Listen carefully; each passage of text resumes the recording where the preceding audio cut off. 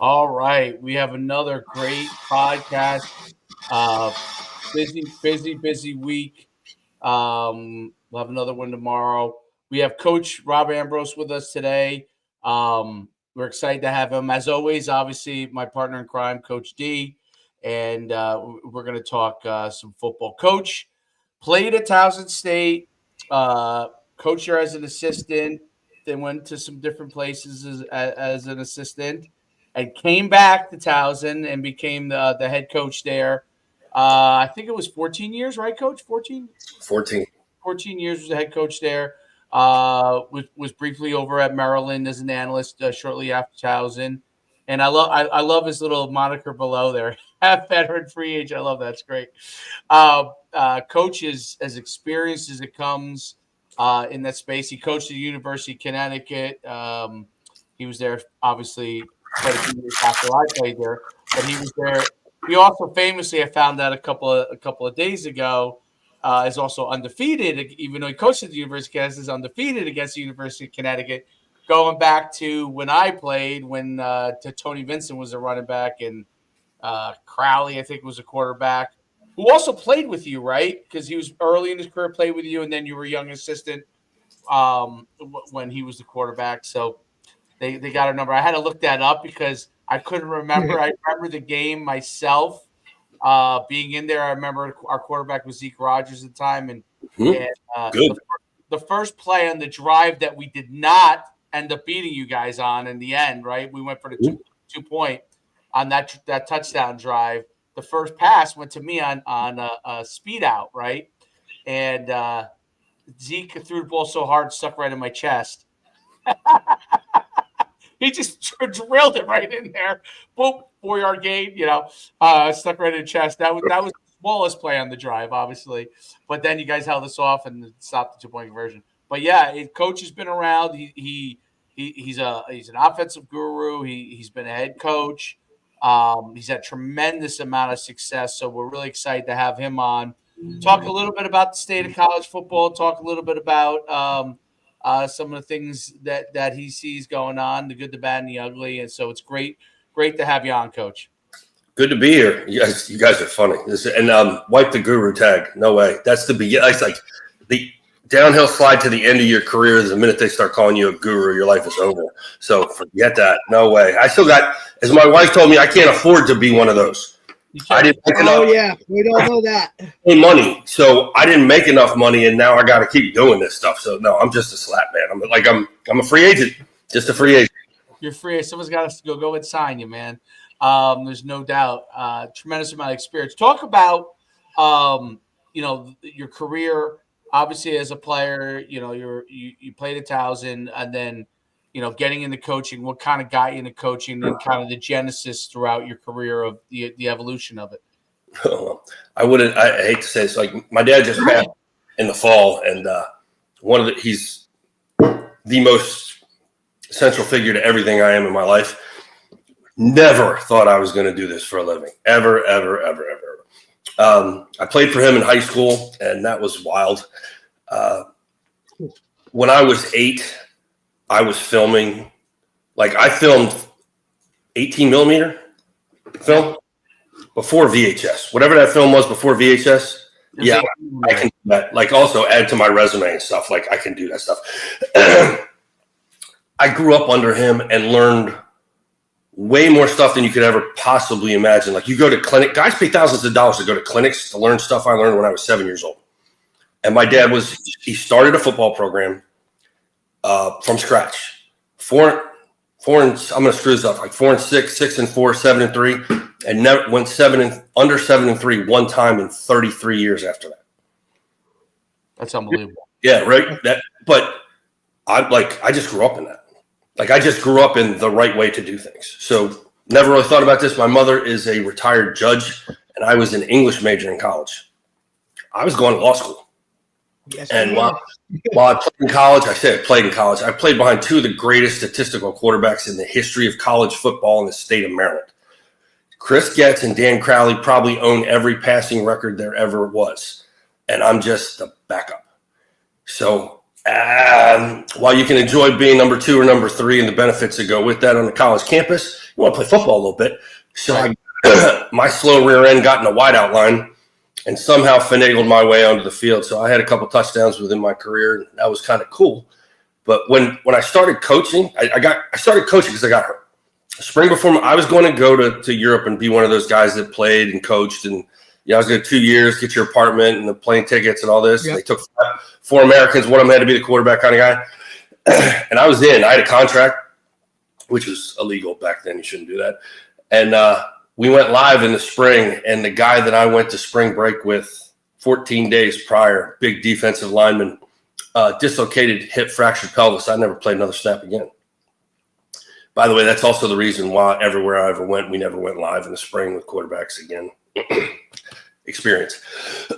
So I was a student assistant coach, and I guess I didn't suck at it. The guy that coached me, his wife worked for what is now Verizon and made $1 billion a year, and they asked me my spring of my senior year if I wanted to coach. Did it, did no money, cost me a wife, which is okay. The game's still here. She's gone. Good choice on my part. Experience, coach, experience. She loved it when I was a player. Oh, they all do. Hated it when I was a coach. And like my dad started coming to games when I started coaching. And at one time I came off the coordinator. We were good. Like, I go, Dad, you come to my game. Like, why didn't you come to my games when I was in college? You're like, you're a much better coach than you ever were a player. Like, so you want to deal with that in the stands of, hey, you're a coach. How come your kid is this? Like, we all get it now. Brutal, dude. I lost the Western Maryland Player of the Year title my senior year in high school to a kid named Donald Staggers who went to Purdue. He was very good by 1 vote. My dad voted for the other guy. Yeah. That was the house. That's the house I grew up in. Yeah. There you go. No, you didn't just earn it. You had to earn it +2. You know what I mean? So brutal. So yeah, that's how I kind of fell into coaching. And then at a young age, I'd met my what is now wife of 25 years, 26 years, like a long time. And we were dating. And I decided I had to grow up. It already cost me a wife. Not that mattered, but I had to go make money. Like, I was going into debt. And I had job offers from State Farm and Xerox. And I walked back in the office, and the head coach looked at me and said, and he knew what I was doing. I had a suit on and everything. And I went to say thanks. And he goes, how'd you like to be the office coordinator? And and I'm like, what are you talking about? And the office coordinator left to go to Maryland to be the director of ops with Vanderland. And I was like 24, 20, maybe 25. And he's like, yeah, I'm not hiring outside the family. You already call the pass plays. Kids love you, respect you. I had like money offers that I was getting in the morning. I was getting my offer letter in the morning. Like 60, 80, and this is like chump change, $30,000. And I'm like, can I have the night? And I went home with my now wife, and we talked about it. She's like, that's a lot of money. And I said, yeah. And she goes, what do you want to do? And this is never part of my gig. I'm like, there are dudes that are way better than I will ever be as a football coach that never get an opportunity to do this. What kind of idiot am I if I just don't try to do this? And I think back, Gordy didn't have anything to lose. I think we were like 1-10 the year before. Like, nobody cared who he hired. He could have hired the dog, And my first year as an OC, we went 5-5. And the second year, we went 7-4, and we were the number 1 pass offense in America, Division I. And it was about that time where my father looked at me and went, figured out yet? He wasn't pushing me into coaching, but he wanted me to figure it out. And at that point, I realized I could finally hear the calling, and the kids didn't want me. I just fell into it. So I get married. I have a child. My wife makes more money than me. My wife used to be famous. My wife's a therapist. By the way, I recommend to all of you football coaches out there, find yourself a wife who's a therapist. That's really going to help your life. Like, we're nuts, and they help us. So she and I get married. We have a daughter, and she's like, look, I love this football stuff, but you got to make a little bit more money. And one thing led to another, and I am the head coach at Catholic University in Washington, D.C. Okay. When I say my wife was famous, like Nightline did an hour show on her. She created a school-based mental health program that would probably cut Columbine out before it ever happened. And like I said, she was this, right? We had my daughter, Grace. The day that she had to go back from maternity leave, she lost her mind. And probably 6 months later, a couple glasses of wine, she told me, I don't want to do this. I want to have another baby. I don't want to work full time. And I went, awesome. How in the hell am I going to make that happen? And one thing led to another, and we left Catholic, and I went to UConn. And right when we went to Division I, and I go, look, I said, you want the good news or the bad news? So I want the good news. I said, the good news, the got what you wanted. So we can do, I can stay in business. I can make enough money doing this. You don't have to do it. I said, what's the bad news? I said, the bad news is don't unpack these boxes because they are terrible. Like, they're really bad. And like, this is, I guess that was Danny's true freshman year, was the year before I came. Right. And he started half the season or whatever that mess was. And well, you guys know the rest of the story. Like, we built something pretty cool. And that was awesome. It's the greatest experience in my life. Like, I've done a lot of things at Towson, and at my alma mater, in the state of which I grew up in, my parents are, and everything. Most of that it pales in comparison to from the ground up to in the history of that book. Luke Perkins came to me in the old stadium in the last game, and anybody that was in the press box signed it. And anybody that was in the press box in the new stadiums, there's a picture of both with the signatures of all the people that were in both press boxes. And I know it's still in the rent. I know it is. Yep.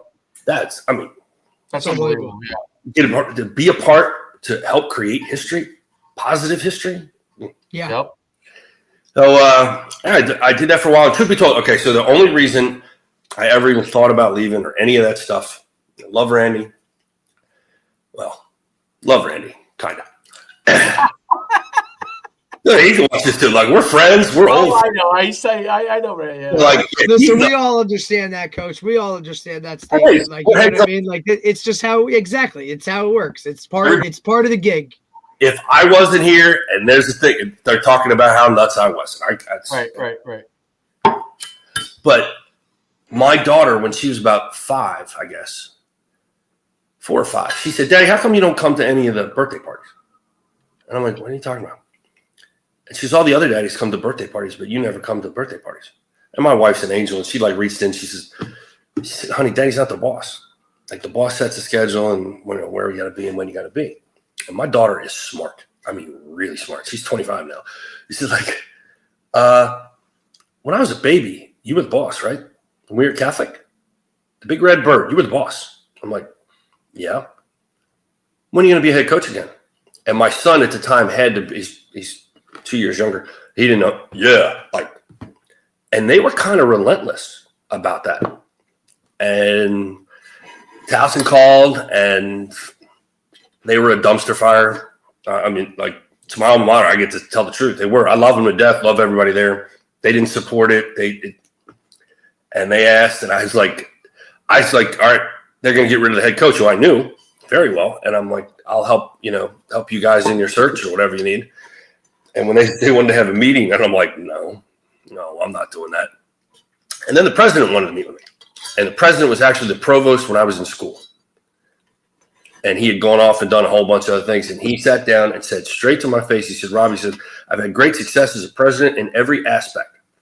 My career is almost complete with the exception of athletics. I spent my entire life listening to people who told me what I wanted to hear. Tell me what I need to hear. Tell me what we need to do." And he goes, I'm like, "Are you serious? You really want to do this?" And I'm like, I don't think you can get that kind of a relationship between a head coach and a president that's that honest. Right. And that direct. And he said, "You're the only one that can do this because you know what's wrong. It's not going to take you time to figure out what's wrong with this place. You already know everything." And we talked a little bit more, and the more we talked, and then there's my daughter in the background going, with the head coach. And my daughter was born in Towson. So we had friends back there, blah, blah, blah, blah. So that's why we went. That's the only reason we went back. And then, now, to be honest, I've made a decision in my life about this. 2 of the best coaches in the history of history, Tony Dungy and Andy Reid. And they both have something besides winning Super Bowls and being revered by every human being that ever met them. They have something horrible in common. They both have dead children.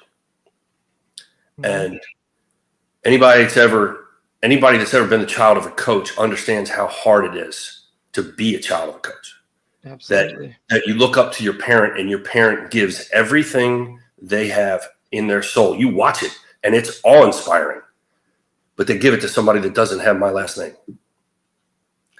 And nobody talks about that. Nobody ever talks about it. But it can affect you. And if you don't do it the right way, and I watch my dad do it the right way some, and I watch my dad do it the wrong way some. And for me, that was life defining when I became an adult, and this is what I ended up doing. So I've always kind of said that the goal was to, like, I wanted to coach football and be able to take care of my family. And that was really it. And because of that, I stayed in a place 14 years, kind of made the middling, decent, but middling money, right? And not gave up, but really took a couple steps back and let myself get passed by a lot. Yeah. Said no to a I did. I'm sure too, Coach. You know what I mean? And I'm sure that was a yearly battle. Not yearly. Some guys' egos got it heavy. Like, did I know I was a commodity? Did people want to talk to me? Did I have conversations with you? Yeah, I did. But in the end, and I'll be honest, when we were in Connecticut, a couple of years that we were in Connecticut, the winter was really, really bad. I was at Sacred Heart during that time. I was at Sacred. That shit was brutal. And my wife is not about that. Like, she loves me, and she's like, "Hey, we're going anywhere," right? But like we used to talk about when we were before anything. I'm all over the place, guys. We used to talk about, like, what we were going to do, where we're going to go. And I said, we could end up anywhere west of the Mississippi, this, blah, blah, blah, blah. We ended up Yukon. We're laying in bed one night, and there's 12 inches of snow on the ground. And she goes, we never talked about New England. We never talked. And then and I go, okay. She goes, tell me about football in Alaska. I go, what? Because I'm not going there. Like, we need a conversation. So, like, the money was never the deal. It was about the family structure and the happiness of the family. And when the year we came up and beat you guys, it was great and everything. And I knew I was going to get job offers. And my agent was all about this. She goes, UConn's going to call. And my wife says, do we have to go? And my agent went, it's going to be $1.5 million. And she said, do we have to go? And I'm like, baby, I said, you do the books. I go, I don't care. Like, this is about the family. All I have to do is coach football and take care of my family. And she determines the umbrella. Like, I get that. So we stayed there for 14 years. We kind of planted a flag in the state where my parents still are. They got to see my grandkids, their grandkids, my kids, on a pretty regular basis. Everybody got to be deeply involved with the program, probably to the point which I annoyed the hell out of people. My kids were everywhere. My kids grew up thinking Towson University was their backyard, and for better, for worse. And maybe for worse for a bunch of other people and how they thought about me professionally, but for better for the fact that my children still want to be around me, and that we have relationships despite all that crazy life that we used to live. How do I say this? When you have a direct line to the president, and the president is the one that hires you, life's pretty good. Seriously, life's pretty good. When that ends, and then you have to reestablish what you do, how you do it, why you do it, to someone who doesn't even know what it is. And I want to say, I didn't write down the numbers, but if I counted the presidents, it's 5, including the interns, and like 7 to 8 ADs. And after you're anywhere, Randy told me this, and I kind of thought it was funny, but he said, if you have the same job for 5 years in our business, after 5 years, you need to change jobs, or you need to change how you do the job, because the people around you. And I was like, yeah, I don't know what you're talking about. He was absolutely right. After 5 years, everybody thinks no matter how much, unless you're Nick Saban and have won multiple Super Bowls, national championships, and even the years that he didn't, he's hearing it. Right. After 5 years, everybody thinks they have an opinion of what you're supposed to do. And say, what are the 2 things all men think they can do? Coach football, and grill. Yep. Without any experience whatsoever. They know. I got medium well. I got it. Yeah. Oh yeah. There's no doubt about it. All right. So am I rambling now? So yeah. And so with that, I stayed when I got the last contract. It was they wanted to give me 6 years, and I had done the math, and 7 years gets my son all the way through high school. And I'm like, make it 7 years, and I'll stay. And they made it 7 years and gave me every year we went to the playoffs, I got a rollover. So I got a couple of rollovers in there. And, it was a good run. It was, I want to say if I had to evaluate what I did professionally, I don't think I could have managed it in the reference of my family and at least trying any better. My bank account would probably like it if I would have done it a little differently, but right.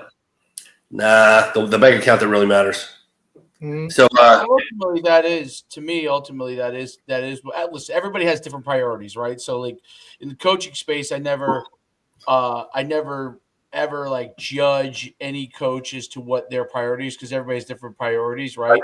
But I think there's something, when you value what you want your family to have, like you did, there's like in football, there's sacrifices on one end, and then there's a sacrifice in the other end, and you have to figure out how do you want to manage those sacrifices, right? And I think you found for a long time a unique way to be able to balance it, which I don't think a lot of coaches have been able to find, especially in college. It's really hard. And I think your point of administration stuff too, like just I haven't been a high school coach that have been in a lot of places where I had an advocate and then didn't have an advocate, and how that changed things. Everything. I completely understand that, right? So, your coaches don't understand, especially younger coaches, and you probably didn't either when you were younger, right? You don't understand the value of the advocates for you, meaning not from that doesn't mean that you're going to be successful because of the advocates, but you're going to have the opportunity and the time you need because of the advocates to have a chance to be successful, right? And then ultimately, but if you don't have the advocates, you're kind of dead. Even if you succeed, you're succeeding in spite of, and you're at some point you're going to be dead in the water, right? So, I mean, the story is fantastic, and I know from the other day your son plays at Shepherd, right? Mm-hmm. And so, from a standpoint of getting there it is. I don't have a team I have to wear a shirt for currently. Yes, right. There it is. In the annals of time, my son's going to know that I did a podcast with this, like represent. Now they're Division 2, right? Yes. Did they used to be NIA, or they've always been Division 2? That might have been a long. I know they've been really good at Division 2 for really Division 2 program. Yeah, Monty Cater was the head coach. He's in the Hall of Fame already, I think. Yeah, and then program, Division 2. Great, and they're big. Their bell cow right now is Badgett with the Bears. Oh yeah, yep, absolutely. Well, they always put out a guy every year, because when I was an agent for 6 years, I remember each year there would be a kid from Shepherd that would be like, all right, we should take a look at this kid. And blah, blah, blah, and it was every year there would be one guy from Shepherd that would be a guy. So that's how I found out. I was like, wow. I started looking. I'm like, wow, that's a really good program. It's interesting because, and it's a good transition. College football has changed so much. So, and yeah. So I know you have a stance on that too. So I'm gonna let you talk about that. But it's the one positive about the whole process is that there are a lot of really good players at a lot of levels now, right? Not just at the highest level. You're getting guys that have the ability to have some mobility if they're that good. And if you're at a lower level, you actually have like Division 3 or Division 2, like you really can get some really good players and get to work with some great players. Obviously, the flip side of it is if they get to be that good, they're probably on their way dancing somewhere else. But we talked about it a little bit the other night, but I'm curious because I think I jumped in the middle of that conversation. kind of what is your thoughts, the good and the bad of the whole kind of new way with transfer portal, the good and the bad side of what you see? Well, you just want to say the transfer portal. Like the minute the transfer portal had money attached to it, the entity itself is an entirely different thing. The fact that we are now where we are, I explained it in the best way I could in an analogy, is it's more like Major League Baseball. That if you have money, you are the major leagues. And then there are just tiers of AAA, AA, single A, developmental. And that's really what it is. And everybody's just trying to move up the ladder to get money. And I've said this a couple times now, and I'm just waiting for somebody to tell me I'm wrong. Now, with that being said, that's nothing like we got into this for. Like as a player, yeah, you want to move up and you want to get paid. Everybody wants to play in the league, and that's great. Yeah. But like as a coach, I didn't sign up to be a 1-year AA manager. You know what I mean? Because that's what they are. You're just managers now. You're not just a coach; you're a manager. That's it. That's the word. You're just managing the talent. You're not doing anything. Player personnel. Right. That's it. You're almost like there's no more X's and O's. You know what I'm saying? Like this is now. As a head coach, you're probably less X's. You're right, Derek. Is more man. The only guys who are coaching are probably purely like the positional coaches, and you're more of a GM. Yeah. You're a head coach. The joy of the job. The true joy of the job is watching the 17 and 18-year-old walk in, stumbling all over himself. I'm a grown-ass man, looking at the doubt in his eyes, watching him suffer, watching him find help, helping him, watching him grow to see who the person is as he's walking out the door. And if you're good at this job back in the day, it wasn't you just got him a degree. It was when he walked out the door, he was ready to go attack life, to go get the things that he wanted to do, to have a vision, to have a plan, to have an idea how to have the rest of his life. And now this is turning into fast track transitional football, and transactional football. Yeah. And you guys weren't here for this. Or you might have been when I was on the other thing, but I spoke to 2 ex-Power 5 head coaches, recent no names. And one of them's been out for, I'm not going to say how long it is, but he just said, and to do this job, you have to be a junkie. Like football has to be a virus that you could never get rid of. That's ex-wife. You know what I mean? She lost to the virus. And I told this wife when I met her, hey, look, I'm always going to have a mistress, always. And it's football. And she's never going away. And if you can't make nice with her, you're going away. Like, this is not who I am. This is not what I do. This is who I am. It's how I breathe. And I'm never going to not be a football coach. I'm 95 years old, dying, still coaching a nurse. Like, you're doing this wrong. Come here, get over here. Sorry, I got a head cold, guys. No. I can tell though, by the way. Hang in there. But that's what it is, though, Coach. And you see the proof is in the pudding, right? Like Nick Saban, talked about it all the time. Like, we won a national championship. All right, 12 hours later, I'm on a plane going to recruit, right? Like, that's the type of world that is success, I guess, at that level, or that's at least what it takes to be that. And you see guys and you hear stories about burnout and divorce and kids that don't, even know who their dads are. I mean, Jimmy Johnson, a great chapter in his book, talks about how his kid, one of them was this, one of them was that, because where was he when all that developmental stuff, never saw a kid play a game, right? Any of those kind of situations. You hear these stories over and over and over again. And guys sleeping in the office, right? The rarity are guys that say, hey, you got to go see your kid's game. Mm-hmm. Or, the Bruce Arians of the world where your family is what it is. And we're going to create time because we can do this stuff without it, right? I think the battle becomes almost a self battle with yourself. Like, I love this so much, but also family. that balance and creating that in a healthy way. How many coaches talk about their wives being the superstar of the world because, they take a new job, they're on the plane going over there, right? And wife's selling the house, she's packing up all the shit in the U-Haul. Meanwhile, she's getting the kids dressed for school, taking them there, doing this, right? Like, that's a balance of a world where there's not many jobs where you can say this is what it entails. Yep. It's really difficult. And I think a lot of guys, they like the glitz and the glamour of what this job really entails. And when they get into it, they realize real quick, like, I didn't sign up for this shit.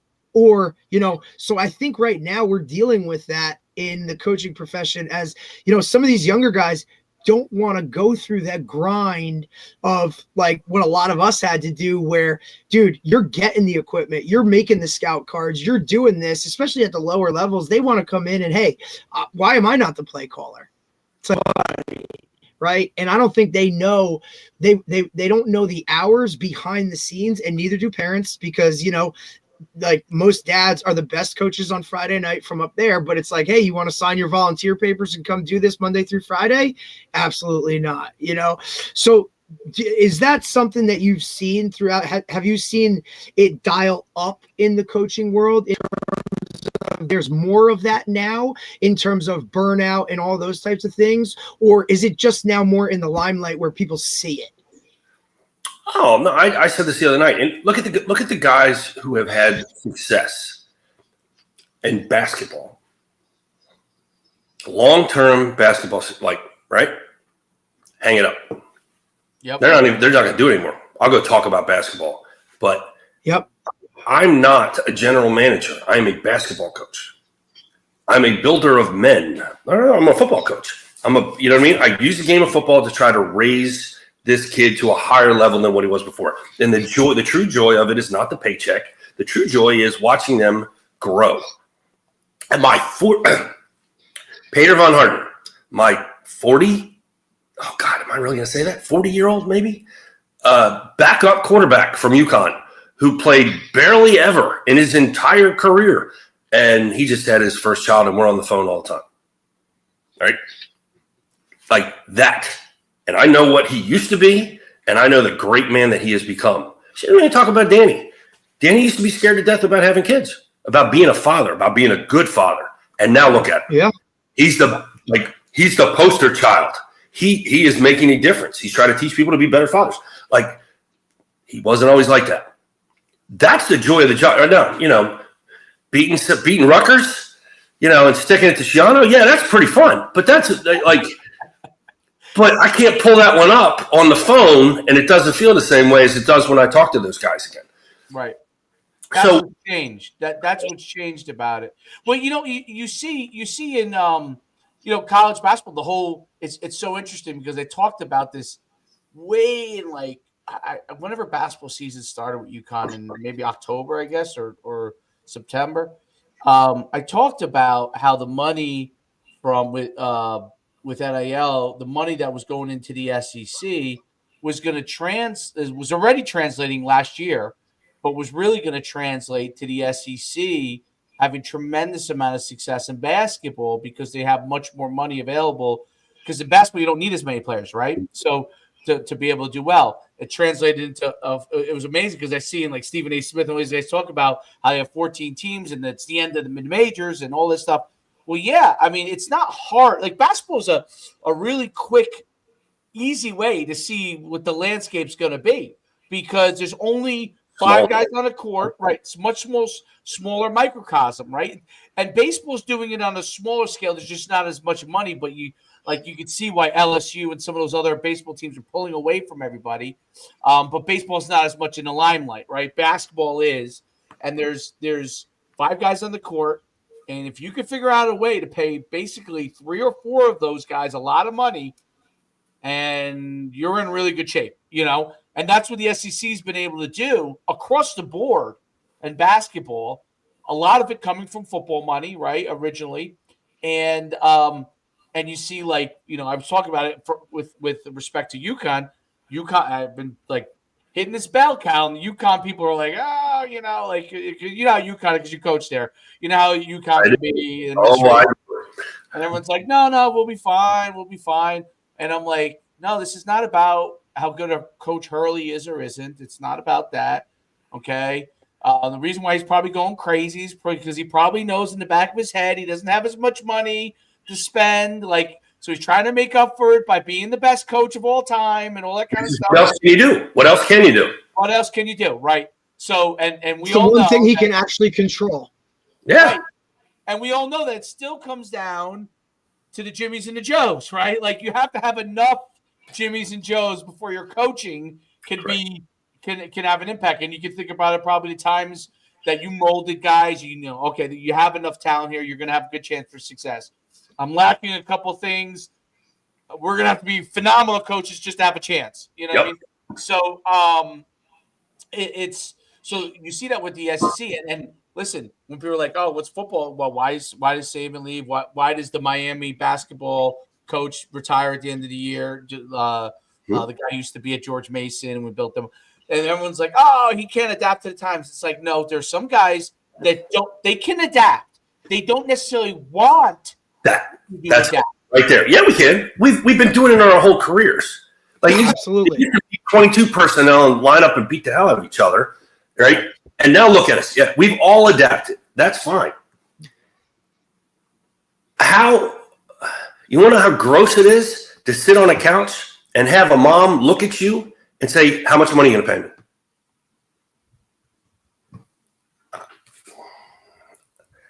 pay me? Right? We don't now. It's every bone in your body. Every bone in your body. It's not about education. It's not about people. It's not about anything. It's just about money. And like, that's fine. But I said this on the podcast the other night.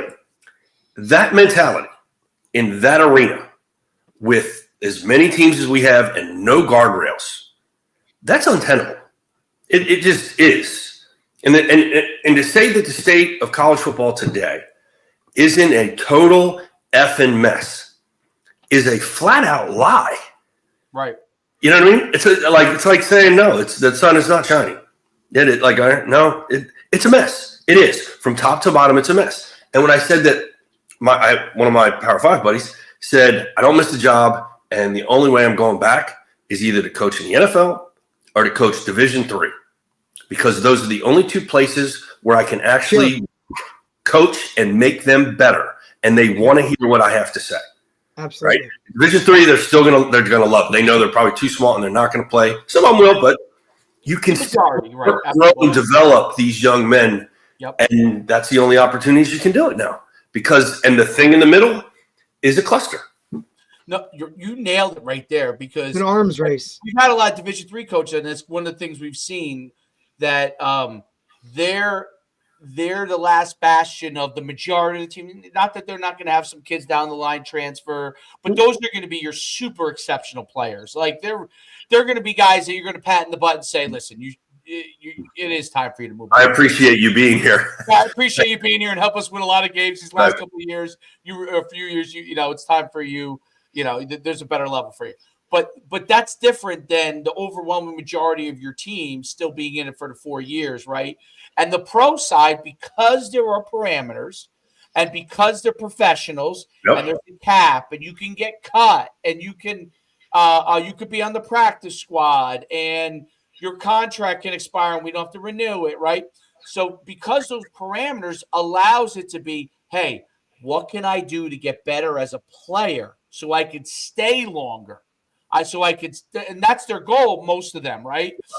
How can I get myself to the retirement age? Can I get myself to the big contract? Keep getting paid, right? To keep getting paid. The middle is a weird spot. The middle is a really, really weird spot, meaning like probably high-level Division II to FBS, because it's such a moving target over and over again. Everyone's trying to move up. Everyone trying to get paid, move up, move transfer, and it's a world where you're never going to know what you're going to have from year to year. My biggest glaring thing was like Florida State went all in on NAL and transfers, went to the championship. All those guys were gone, either graduated or moved on, right? There you go. Welcome to college football. That's college football. It's now, coach, right? Like, and you can, feel free to, it's year to year, right? Mm-hmm. Like I have a really good friend, coached at a Power 4 Big Ten school, right? We'll leave names out of it. Tell Derek, I have to recruit my room every single day. The fourth string safety thinks he should be making more money, or he's comparing himself to his buddy that's at a different school who's making this as the fourth string safety. Like, I'm here to be a safety, not run down on kickoff. That whole recruiting of daily, hey, if I don't talk to one of these guys in my room, like the next day they're coming in going, coach, I could go here. So what are you going to do for me? And ultimately it's like now, makes a move to look, I didn't get in this for this, or I put the effort into this kid for 2 years. Now, all of a sudden, hey coach, guess what? I'm out. I'm going here. I'm leaving. Thank you for everything you did, but see you later. And here it is. I'm thinking I have this great relationship with this guy. He's going to be my guy. And now he's out to go do something else. And ultimately now as a coach, his focus turns to, well, I got to get to the NFL, because at least at that level, like, we all understand it's a business with, all right, maybe some guys chasing free agency, but at the same time, like, they're going to do whatever it is that I need to do. And do you think we're going to see, we have our opinions, Dave and I have talked about it. Do you think you're going to now see more of those college guys make that jump to try and get to the NFL and say, because I'm not going to deal with this? Or do you think they'll just walk away in general? Well, first of all, there's probably not a guy in America who's, besides a head coach at a major college, that doesn't want to coach in the NFL. For the same reasons. And all the guys that leave, that go to the league, they don't come back. Yeah, that was another question I had, coach. How many guys do, there's not so many people that go to the NFL and say, oh no, I want to go. I need to be on the road recruiting. And they have there's a calendar of a year. There's a set schedule. Every year it's 32 teams. Everybody's got a little in-house schedule tweak here and there. But everybody pretty much does it the same way, right? We all know, and we know our yearly schedule. Man, you work some places in college, you don't know your schedule tomorrow. That's the honest to God truth. As a player, as a coach, as an equipment manager, there's some places that are like that. But we're going to throw a bunch of money into this mess and make it organized. No way. Come on, dude. Right. Yeah, this will help the situation. Let's 32. Let's start paying these guys. 32 teams, 50-some guys, and how long have they been doing this? How long have they had collective bargaining and NFLPA and agents and contracts and boundaries to the contracts and all this stuff? You got guys in college now that are signing kids to NLI deals like AAU dudes, taking 40% of their money. Crazy. Right? You got NIL guys saying you're going to go transfer because our company can pay you more money in a different city. Well, and let's look at the flip side of that too, right? So, and haven't been an agent for 6 years in the NFL. A lot of guys have said to me, "You should do NIL stuff." I said, "No, I won't do it." They're like, "Well, you can make more percentage." I said, "No, I won't do it." And I'll tell you why. In the NFL side, okay, you have parameters. There's a union. You were able, like, if you had to collect, there were certain things, to collect from a player. Okay, it's not always the easiest thing, right? So. To collect, there are certain things that if they don't pay, that you can go to the union for it. There is nothing on. So you could charge what these guys could charge whatever they want. They're probably not half the time not going to collect. They're not going to collect half the time. I'm just telling the truth. The truth is half the time those players aren't going to pay them. Okay, which is why it becomes this bad thing. So a guy might say, let's say a guy said, all right, NFL contract's 3%, right? Our NIL, I have more risk. I want to charge 10 or 15%, right? Because I have more risk. And then you go and you get a guy, he goes and he decides not to pay you. Now you got to pay legal fees. There's no union to go to, right? To broker this. Mm-hmm. So You got to pay. Now you say the next time you say, you know what? If I'm going to do this, I'm going to charge more. So that's where you get these crazy percentages. And I don't agree with it, by the way. I think it's ridiculous. I think it's ridiculous. But that's how that stuff happens. That's why without parameters, all of it gets out of control. Like all sides of it gets out of control. The player just tries to get theirs.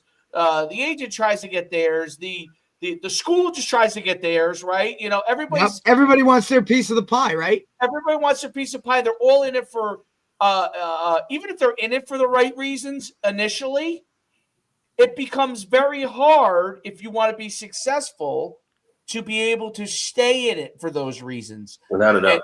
Unless you do it like you said, Division III, maybe even Division II, you know, or the NFL, because you know there are certain things that are not going to change there dramatically.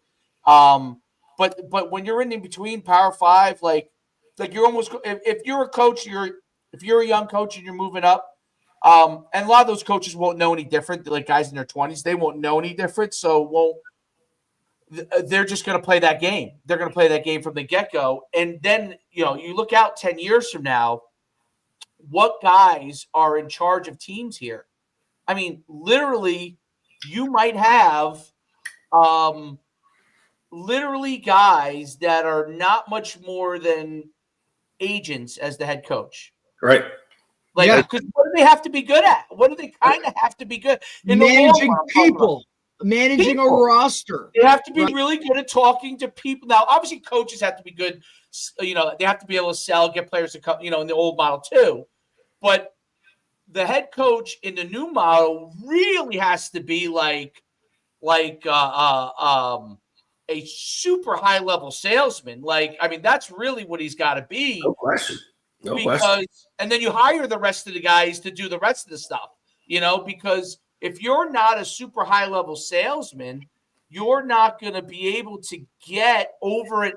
You might get them 1 year, but you're not going to be able to get every. So you're not going to sustain it, right, Dave? Like that's what we talk about all the time. Everybody can win one time. Everybody can win a season and have success, but can you sustain that to create that long-term winning? And look, it's no different than, hey, I'm a defensive coach. I'm going to hire a really good OC to fill up those weaknesses within you, right? That's how you build success. Is you're self-aware, you know where your weaknesses are, but at the end of the day, you're going to start to see now guys that can, you know, market themselves better as head coaches because that's where the appearance is, or that's what these kids like. That's what it is. Personally, part of the process, but now it's becoming the whole process. Now it's the bigger piece of it, and now you're starting to see, quote, celebrities or former NFL guys put a face on programs because guys that are above them are saying, well, look, maybe this brings guys here. He might not know shit about how to coach. That's part of, I don't know. The issue is that's having success now. Now everybody's going to think I coached my kid from youth ball to freaking the NFL. Absolutely. Everybody's going to think they're going to do that shit. And it's like, dude, the last thing I wanted to do was play for my dad. I never wanted to play for my dad, Dave, just like you didn't want to friggin' run track for your dad. I was ready to play that after high school. Listen, my own great, but after high school, I was ready to move on. You know, Derek, your dad's a really good coach. We'd love to bring him on staff. Hey, that's great. He's going to help the team. He ain't coaching my position, dude. Like, let him go do everybody else because I'm not dealing with that shit for another 10 years. Hell no. And neither is my mom. She ain't dealing with that fight at the dinner table every freaking night. Let's rock and roll. God bless it. But it is what it is. You're just starting to see a lot of these crazy trends. And the success that goes along with it is almost creating this false sense of a narrative that this is the way to do it. And I don't know at the end of the day if that's the answer. I really don't. It's almost like taking it's like AAU culture was one thing, but it's worse, to be honest. It's like taking that and putting it on steroids because, you know, like AAU culture, yes, they might get them shoes and maybe someone was giving them some money backdoor here or there. But blue chips, baby. We're not giving tractors here. But there's only a few, right? There was only a few guys that might have been really happening with. And a couple of those duffel bags. They changed teams more and all that kind of stuff. But at college, it's like a scale that's like I'm the scale. That's the thing. The scale is so high because the amount of money. I'm not going to say it's infinite, But but Dave, it goes back to what ultimately it Coach is is infinite. saying. Ultimately, it's if But Larry Ellison gets involved from Michigan. Larry Ellison got involved in Michigan's football team, right, and helped get the quarterback there. Dave Okay, Portnoy. with $10 million with Dave Portnoy and all that stuff. Larry Ellison's worth $100 billion. Okay, if Larry, that's chump change for Larry. If Larry Ellison ever really said, if he ever really cared about Michigan football that much, quote unquote, he did it because his wife wanted him to do it, and all that kind of stuff. Probably wants to keep her happy. But smart man, he ain't dumb in that retrospect. Yeah, hell yeah. Yes is always easier. Because he went to Illinois. So if he turned around and said, you know what, I did that for Michigan. You know what? Illinois is where I went to school. I'm going to give $100 million. He's worth $100 billion. I'm going to give $100 million. What could he do? It's an arms race. It's no different than the Yankees in the early 2000s, right? Like, I'll just pay for everybody. Screw it. I'll pay the sales tax. Look, you think, what's his name, the owner of the Mets, can't go buy every player, but there's parameters on this shit, and that's what college football doesn't have. You think Texas A&M, with all the donors and the money, like the oil money out there, can't go buy players better than whoever, wherever? You're going to now start to see kids go, they're going to pull LeBron Jameses. They're going to go to states without tax because they can make more money. Somebody's going to clue them into that. And now anybody in Florida has a better advantage than somebody that wants to go to Rutgers or UConn or the Northeast. You're Derek, 100% right. Coach Ambrose, I think you really identify with this. There's so many billionaires from Harvard, okay? If Harvard – one of those guys just went to the president of Harvard and said, listen, we want to do an experiment. Here's our experiment. We want to blow this thing out of the water. We're going to put an insane amount of money into Harvard football. Shoot, they could do it in Harvard basketball and immediately probably be great, right? Absolutely. We just need a couple of years of you laxing the standards. We'll make sure they're good kids, but we're going to get every great player that's a good kid on this team. And we're going to pay them, and everyone's going to want to go, right? Because they also obviously will be at Harvard. They'll stay in their resume no matter what, right? Mm-hmm. So they would immediately have a great team in the highest level. And that's, to me, is the whole crazy part about it. Like, look, I would love to see if the other teams be great. But the crazy part about it with no parameters is that it is only everybody understands that even when it wasn't a business, there was a business element to college sports. But now it's only completely about money. That's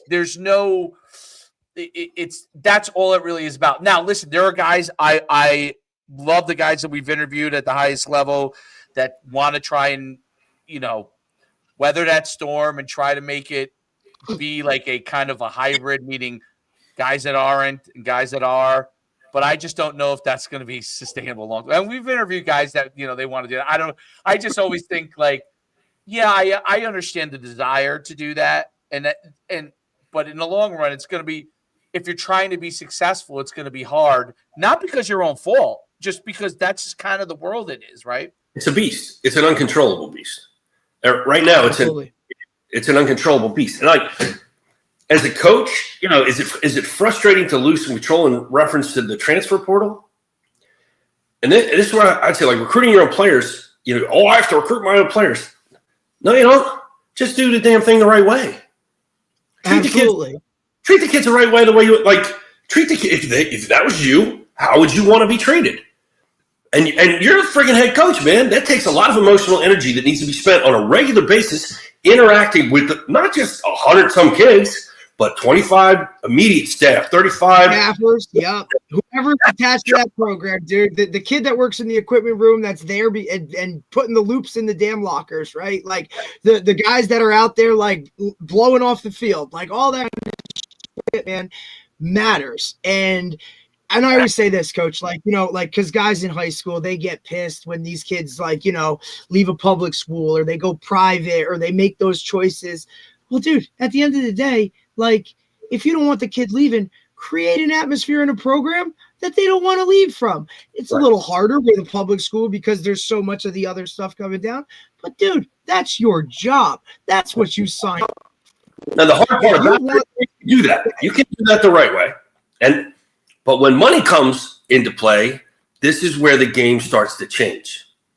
Okay, it started with the transfer portal, and that where you're talking general free agency kind of moving around. And we're all old enough to remember when, I don't know, the Baltimore Orioles roster was the same starting roster for year after year after right? year after we created agency, and everybody started plucking the great ones. And now the numbers change, and the jerseys change, and the cities change. And now you're going, so now I'm just loyal to a logo. I'm not really loyal to a team because these guys aren't the same guys anymore. And the game of baseball changed that way. And they had to create rules to make sure that the game didn't die. Absolutely. Like, hey, pitch clock. The game, like I'm all like you, we didn't need to be here. If the NCAA would have stepped up and went, oh my God, look at all this money. Jesus, look what's going on. And maybe we need to figure out a way to distribute this in a way, we wouldn't be at the point where the kids and the administrators and the fans are like, oh, you're making money off everybody's back. We wouldn't be there. So, but we are. It doesn't matter what we do or how in the end, we better make sure that no matter who's getting paid or how they're getting paid or anything, that we don't kill the game. Because without the game, all these opportunities go away. So as we're trashing aspects of the game, in the benefit of making money and giving whatever all that is now, protect the game. Before we do anything else, protect the game. Because if it goes, all this goes. Correct. That's a great And some point. guys lose sight of that real quick, right? Because like you said, Coach, when money comes into it, it's no different than when, you start mixing business and family. Hey, can I get a loan to start this business? And all of a sudden that goes to shit. And it's like, where's my money? And now all of a sudden Thanksgiving dinner looks a little different when that family's around the table, right? Or that conversation changes on the back deck, when we're having that backdoor conversation because, hey, now money's involved, right? And now this is a livelihood. And look, it's one of those professions that everyone thinks that every coach makes money. Like, that's not the thing, man. Like, not even close, Like, my Division III coaches were made less than high school coaches, man. Like, it wasn't even close. And they were working job. Like, they'd be shuffling into practice, shirt and tie, because they just got done teaching Bio 1. Like, what are we doing? Who's taking off their boots because they just got done with a shift at the DPW down the road? Like, they were cleaning out sewers all day before they came to practice. But why are they in it? They were in it for a love of the game. They were in it to develop young boys into men and watch that progression, because somewhere along the line, they had a coach that did that for them. That's it. Right there. And I think that's part of the whole thing that's starting to You're starting to lose that. Yep. What'd you say, Coach? I'm sorry. They wouldn't be who they are right now if it wasn't for that guy. Good, bad, or indifferent. Every one of us can name a coach that's responsible for the way we are in a good or a bad way, right? It's the same way, like, you work for some guys and you take some things from them, and it's another list of shit. I ain't doing it like that. Like, you learn from everything. And with the new, just the way kids are nowadays, like, we were coached, we didn't ask why. We just, okay, you're telling me I'm supposed to put my head, face, and bite the ball? Sure, I'm going to do it, because that's your coach. Coaches coach the way they were coached, right? Mm-hmm. And Dave and I have had this conversation because he sees it a lot more now coaching his son, 9-year-olds, 10-year-olds, right? His assistant coaches, like, he gave him a practice plan. They're like, wait, what? What's a practice plan? Like, no, this is what we're doing. This is how we're doing things. And those guys are great, but at the same time, they only know, wait, what do you mean we're not doing, Penn State drills for hours on end, just banging our heads into each other? It's like, no, the game has evolved. And those coaches that have now evolved their coaching styles, right? Like, it's not cookie cutter anymore. We don't do one thing for every single human. Every kid learns different. We have to interact different. Every coach plays good cop, bad cop. You have to figure out how each one of these kids tick. And that's a lot of work. Again, say that again. How each one of them take.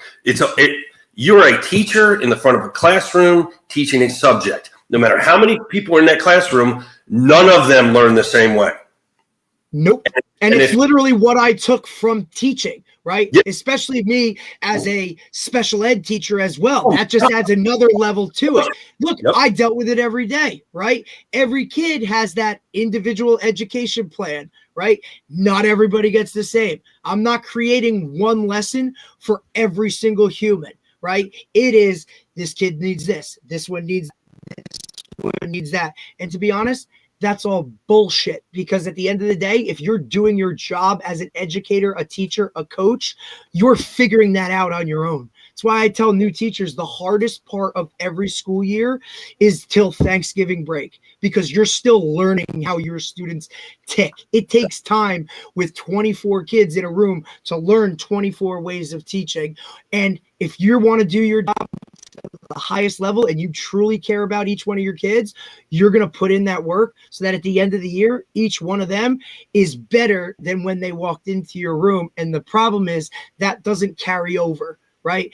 This whole tenure thing of, hey, I can work for 4 years in a day and kick my feet up and be all good. That's a problem, because if you personally aren't developing and trying to get better, what are we talking about? Why would you do that? Like, who is that? And that's where I don't agree with how some guys, oh, well, we had success, and now 5 years later, well, we're still doing the same shit. Like, year to year, month to month, your roster changes, your players change.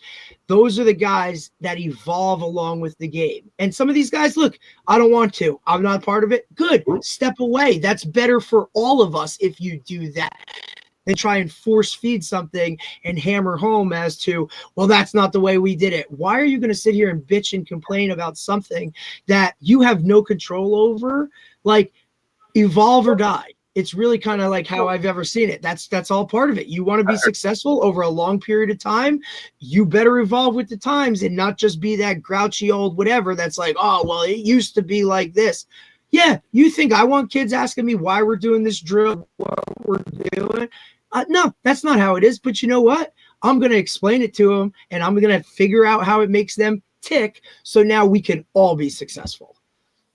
I want you to think about this, because I believe this is in degree of evolution.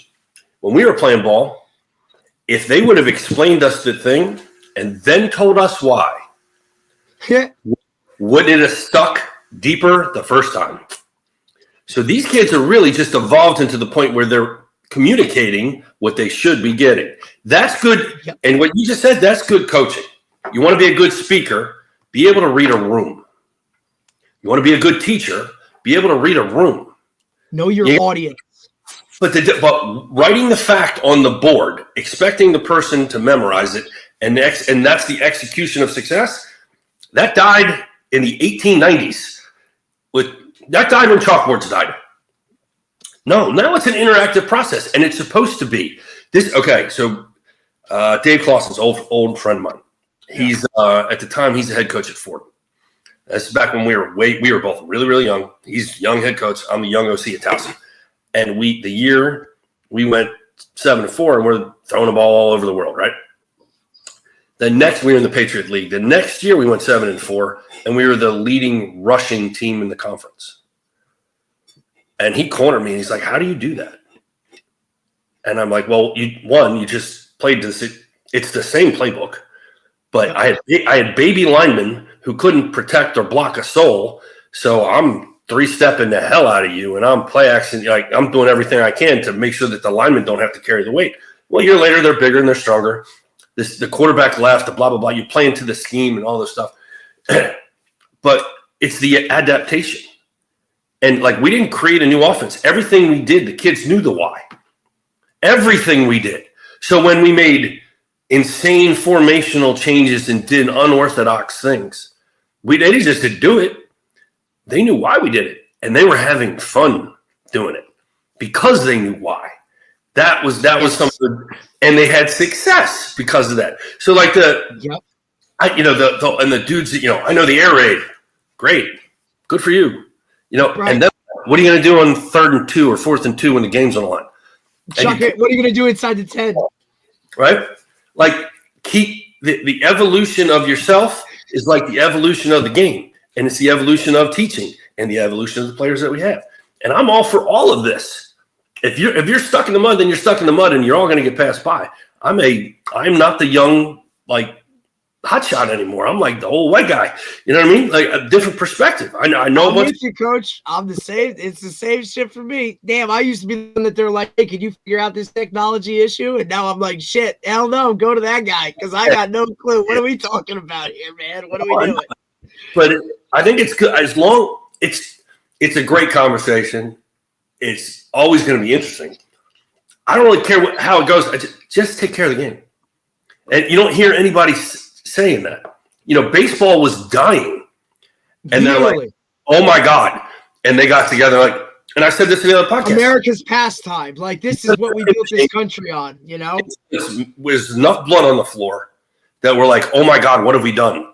Right. And then we're going to get in a room with a bunch of smart people and some people to lead that it's not, and we're going to do the right thing so the game gets to stay and the opportunities get to stay, and we can build upon those for everybody else in the future. That's a great point. Yeah. Baseball with the clock and the time to get the pitch off and all that kind of stuff. Like the traditionalists, they hated it. But the truth was, right. It made a huge impact with the fans. Mm-hmm. It made a huge impact ultimately with where the coaches and the players can really involve and made the game much more exciting and enjoyable. For this type of kid that's being raised right. on the now stuff, Dave, right? Like they have access instantaneously to things we had to wait weeks for. Football right? College football has to figure out what do they want college football to be. So, like, what is people in the back? Yeah. What is college football? Is college football now a form of pro football with just is it the minor leagues within colleges, just within a university? But it's a pro. Is that what we want it to be? If that is what we want it to be, then we've got to set parameters around that. Meaning, NFL. It doesn't have to be exactly like the NFL, but things like that to be able to. Correct. Do we want it to be? How much of it do we want it to be like college was before? Do we separate out Division II and Division III from FCS and FBS? Meaning, at Division III and Division II, you can only do this. You can't have money shaking hands here. Like you could, So everybody has do we want to make it where there's a place for people who want to coach football and want to be with guys for 4 years and 5 years, right? Do we want to make part of it where it is kind of like? I think college football has to start to think about that because it's not a one size fits all. I'm not saying I have the exact answer because I don't have the exact answer, but it has to figure out what they want it to be because Division III is not like FBS, okay? Division II is not like FCS, and there's different rules in each one of those things. And if NIL and transfer portal applies to all of them, okay, and then by the way, it doesn't apply to JUCO anymore, and for years. That was just really that. Let me figure that one out. Cherry on top, you know what I mean? Like guys are in college for 100 years now, like. I mean, actually, the funny this is a side topic, but the funniest video of all, even though he had a pretty nice pro day, the tight end from Miami who was in his ninth year. Yeah. He actually had a pretty good pro, like he ran like 4.7. It was pro day wasn't bad, but what I thought was funny was he's running with his shirt off, right? He looks like he's a guy that's almost 30 years old. You know what I'm saying? Like I'm like, okay, that guy looks different than the college guys, But it's they have to figure that out. It's like they've got to get in a room and say, hey, each one of these levels might be different issues that we have to address. Like, if we want FBS to be this, then okay, how do we want it to be this?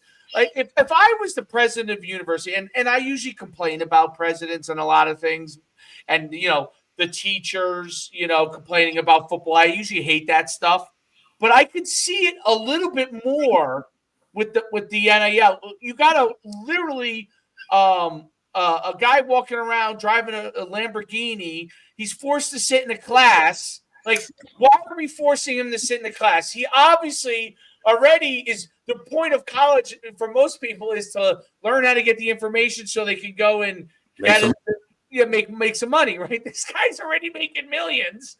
Like, he doesn't have to sit here. Mandated finance classes. That's it. Financial literacy, right? Like you just saw Fran Brown talk about it, right? Right. Man, it should be mandated. We should hey, like I said last night, the NCAA got backed into a corner and just went, hey, Pandora's box, open it. We're done. We're out. Like, no responsibility. I also think that those guys, Coach, you could agree or disagree, right? Like, they thought this was going to be, they're going to set up a folding table, sign some jerseys, some pictures, right? Like, okay, no big deal. Now all of a sudden, boom, so here's naive, your cars. So what is it called? Master's degree in athletic administrations, but never played a sport. Ever. Right? Read the books. Read a lot of books. Same thing when a principal comes into my room and observes me and says, oh, you should be doing this, teacher. It's like, buddy, were you ever a teacher? Have you ever been in a special ed classroom? Like, what you're telling me this kid needs I got one for you. This kid needs that. Do you understand what we're working with? I had a buddy of mine who was a special ed teacher who did this to his principal. He had his phone on his desk. He knew the principal was coming. The principal started doing that stuff. And he grabbed his phone and goes, oh, my God, it's my wife. I have to take this, run out the door. And he left the principal for 25 minutes with the special ed class. Amazing. Never heard from the principal again. Yep. He came back and there was desks flipped over. There was kids doing backhand. Look, it was one of these things, right? Coach, it's your classroom, right? And these were the best guys, the best bosses to have. They were, look, you handle what you got to handle. As long as there's no emails coming across my desk, nobody's coming. Like, you handle it and we're good. That's all you got to do. Because he saw the progression of these kids that would be labeled a certain way, or, they had been basically beaten down emotionally, socially, educationally, if that's how you want to word it or whatever, because they were always those kids to everybody else. And when you put them in a different setting, they're singled out. It's why they're so keep to themselves, because that fear of, I really want to raise my hand and ask this question, but every time I've done it, it might be a dumb question, and now I'm going to be called dumb. You create a level of comfort where those kids aren't afraid to raise their hand and ask that question, because 7 other kids out of 20 have the same damn question. They're becoming a leader. They're becoming something else, and now you put that 100%. And now when those kids, same with football, when those guys feel comfortable and know you as the coach or the leader or the person in charge has their back, not like, hey, you can make tackles for me, or hey, you can catch touchdowns, but no, how's your family? How's that? That level of comfort now allows those kids, coach says run through a wall, I'm going to run through a wall, right? You remember when the 30 for 30s came out and they did SMU, right? Remember when they did SMU? Mm-hmm. What I find amazing to me is, like, you could have watched the 30 for 30 for SMU and you could understand pretty quickly in a small microcosm what's going to happen if you're allowed to pay players, right? Like, they had everybody on the payroll. Eric Dickerson and Craig James got more than everybody else, because the only reason that Eric Dickerson and Craig James, the 2 best players in Texas at the time, were both at SMU was because they were getting money, extra benefits, right? So beyond what they're paying, and they paid the salaries. They paid the salary of all the regular guys, and the other guys got more. Well, I mean, that was NIL before there was NIL, right? And those guys didn't even they probably didn't even consult many people. They probably just figured it out themselves and said, I'm going to pay it because we know it's illegal, right? So that's a microcosm. That's like tip of the iceberg of what was going to happen. But they thought that they could release it. They should have listened to when the Northwestern players got together and wanted to unionize. They should have taken some time. Listen, you got to – I'm not saying all the Northwestern players are are the greatest students, but I'm assuming they're better students in general than the average football player in America. Yes. Okay, at Division I. And those players got together and thought to themselves, we should have a unit. Doesn't mean that they were exactly right, but we should have listened and said, what are some of the things that these guys are thinking about would be a good idea? And maybe we could start to do some of those things now and then build. And then you still would have had issues. You're still going to have issues. But you could have baby stepped your way through 15 years ago, or what it was, 12 and a half years ago, right? You could have baby stepped your way through it. And by the time the bigger issues came, you could have known how to manage some of the issues. The craziest part was no, we weren't going to do transfer. We're going to do transfer portal and NIL at the same time. Like, we didn't do, all right, we're going to do transfer portal for a couple of years, and then we're going to introduce NIL. Or we're going to do NIL and then introduce transfer portal. Like, we just threw it all at you, all at once, and expected that somehow, the NCAA should just disband itself at that point and let the conferences do whatever the hell they want, because that's what basically they control it anyway. They're the ones really making the decisions at the end of the day. Look, this is a bunch of football guys sitting around talking about this, but think about the last, and I'll just say 30 years. Outside of the rooms that we live in, there's not discussions on leadership, on decision making, on best decisions for big groups, critical thinking skills tied to all of that. Nobody discusses this. Mm-hmm. So, leadership is a lost thing that no one wants. It's a really hard thing to do as well. And I just think a lot, and I'm dealing with it right now, right? Like, I have a group of, hey, guys are literally coming to me. Literally had this conversation this morning. Coach, the other guys they don't listen to me. They do their own thing. Leadership is hard, right? Really hard. Anyone can do it. We do. We live in this world, right? In these small circles with these small groups of people. But outside of us, that's almost a non-starter. And these are people that make decisions, monetary decisions, like big decisions, livelihoods matter on this, and you don't leader. It's one of the biggest.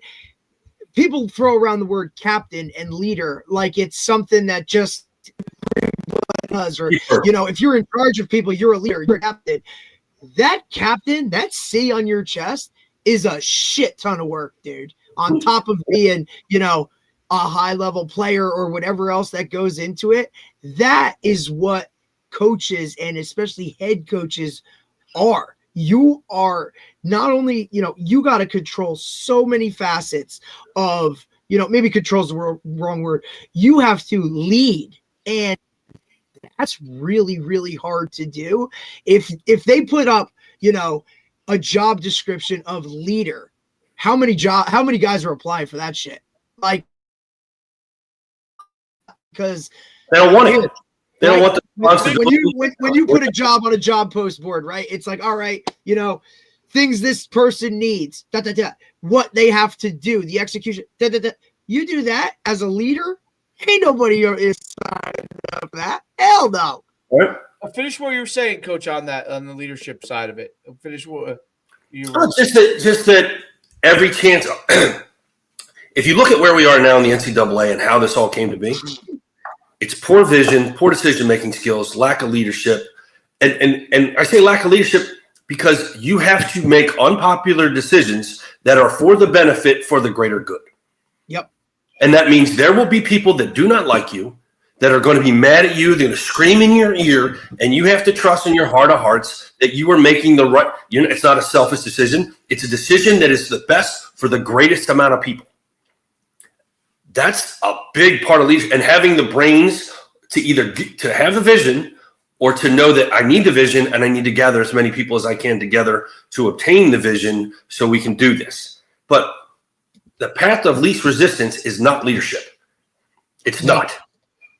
And you go to Indianapolis and you go in that parking lot, there ain't nothing but Mercedes and BMWs because of the money. It's not, and we gave up on the leadership for the easy stuff. So, because I want to be liked all the time. I don't ever want to not be liked. I live my life on likes. How good is my likes? And we literally call it that on the social media site, right? Like, doing the right thing because it's the right thing somehow got lost, and there's just not enough preach and teach of that, and there's not enough example of this. Like, okay, here's a story. The 2013 national championship year, during summer camp, I went on some kind of tirade rant because I knew how good these guys could be, but they didn't. And I'm telling them how much I believe in them, and I'm like, I believe in you guys so much. I swear to God, you can play in the national championship. I know you can. I said, I believe in you so much, my stiff old ass I would get my ear pierced and I would wear an earring on national television in the national championship game. That's how much I believe in you. Set it off the cuff. That. We beat Eastern Washington. I get an ESPN interview on the tarmac. I'm walking on the plane, and they start earring, and I can't hear them. And I'm like, what the hell are they saying? And they're like, earring. I'm like, earring? No way. Right. So I have a month, 2 weeks, 3 weeks before we play national championship game. And we end up, we're in Dallas for a week before the game. And it's the night before the game. And my wife has this event that she has to do with all the wives and the thing. We had meetings and stuff. And Mel and I got together right before dinner around happy hour. And she's looking at me and she goes, are you going to do this? Like, we'd been talking about it in bed at night. She says, are you really going to do this? And I'm like, yeah, I'm going to do it.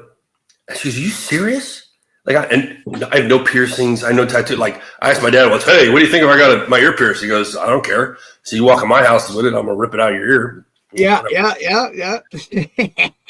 So I'm thinking, and there's a mall across the street from the place where I'm like, come on. And the crazy thing about this is WBAL and the NBC affiliate in Baltimore, those guys were hanging out in the lobby, and I know them obviously really well. And I think the kids tipped them off because he's following me around. And I'm, Piggy, what do you think? He goes, mind if we follow you? I go, just going over to the mall. My wife, he goes, yeah, we know. We just, want to document it for the thing, some B-roll film back home. Asshole. So, yeah, I got my ear pierced before the national championship game. And somebody said, like, why would you do that? And I said, because I got a roster full of kids who have had enough men let them down on their life and tell them they were going to do something and they didn't do it. And I said, and if I'm going to teach them anything, I don't want to do this. Do I look like a person who should wear an earring? No offense, right? I'm not that cool. I'm just not. So I'm not going to let them down. And I went into the meeting. They all saw the earring. There was a little bit of, okay. There wasn't a whole bunch of yelling and cheering. It was like, he kept his word. He's who he said. And now, the backstory is, as soon as the game's over, I'm going to take a shower. I'm like, ready to take this out. And my wife goes, leave it in. Like, what? Because we're about to go, like, the season's over, national championship game, right? Like, we got a couple weeks I got to recruit some stuff, and then she and I have plans to go to the Caribbean. And she goes, can you leave it in until we get back from the vacation? I'm like, what? She goes, I think I might look sexy in a bathing suit. It lasted one day in Jamaica. Lasted one day and it came out. That was over. That's great. That's great. But in efforts to leadership, and I'm not saying that's any great shakes, but saying what you're going to do and standing by what you're going to, like, and when you fail, stand up and say you failed. It's not about being perfect all the time. Own it. It's trying to constantly do the right thing. Dan, these are things, I had a mantra back when I started coaching Danny. And I said, look, you're going to think I'm nuts. And I had it on my computer. When they used to scroll on your computer, you could type something, scroll across. And it was, do it right all the time. And I said, the president of the United States, when he goes to bed at night, doesn't stop being the president of the United States. Like, quarterbacks, it's not a position that you play. It's a way that you live. I am 54 years old, and I'm a quarterback. I live my life that way. If you ask, if you see me walking, you see me talking, you have a good idea. I played football, and I probably was a quarterback.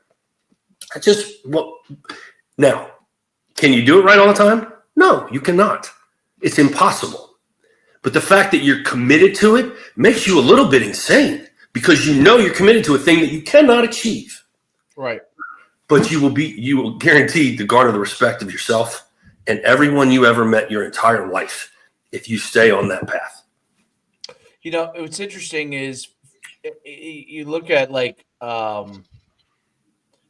American like civilization, and you see for a long time in like the history of America, you could rely on a handful of leaders because a lot of people had to be the building blocks of things. Like people had to grind, they just needed a job. America was being built. Like there's a lot of different things, good, bad, and ugly. But like you kind of had like a quote unquote elite class that was doing most of the leadership, right?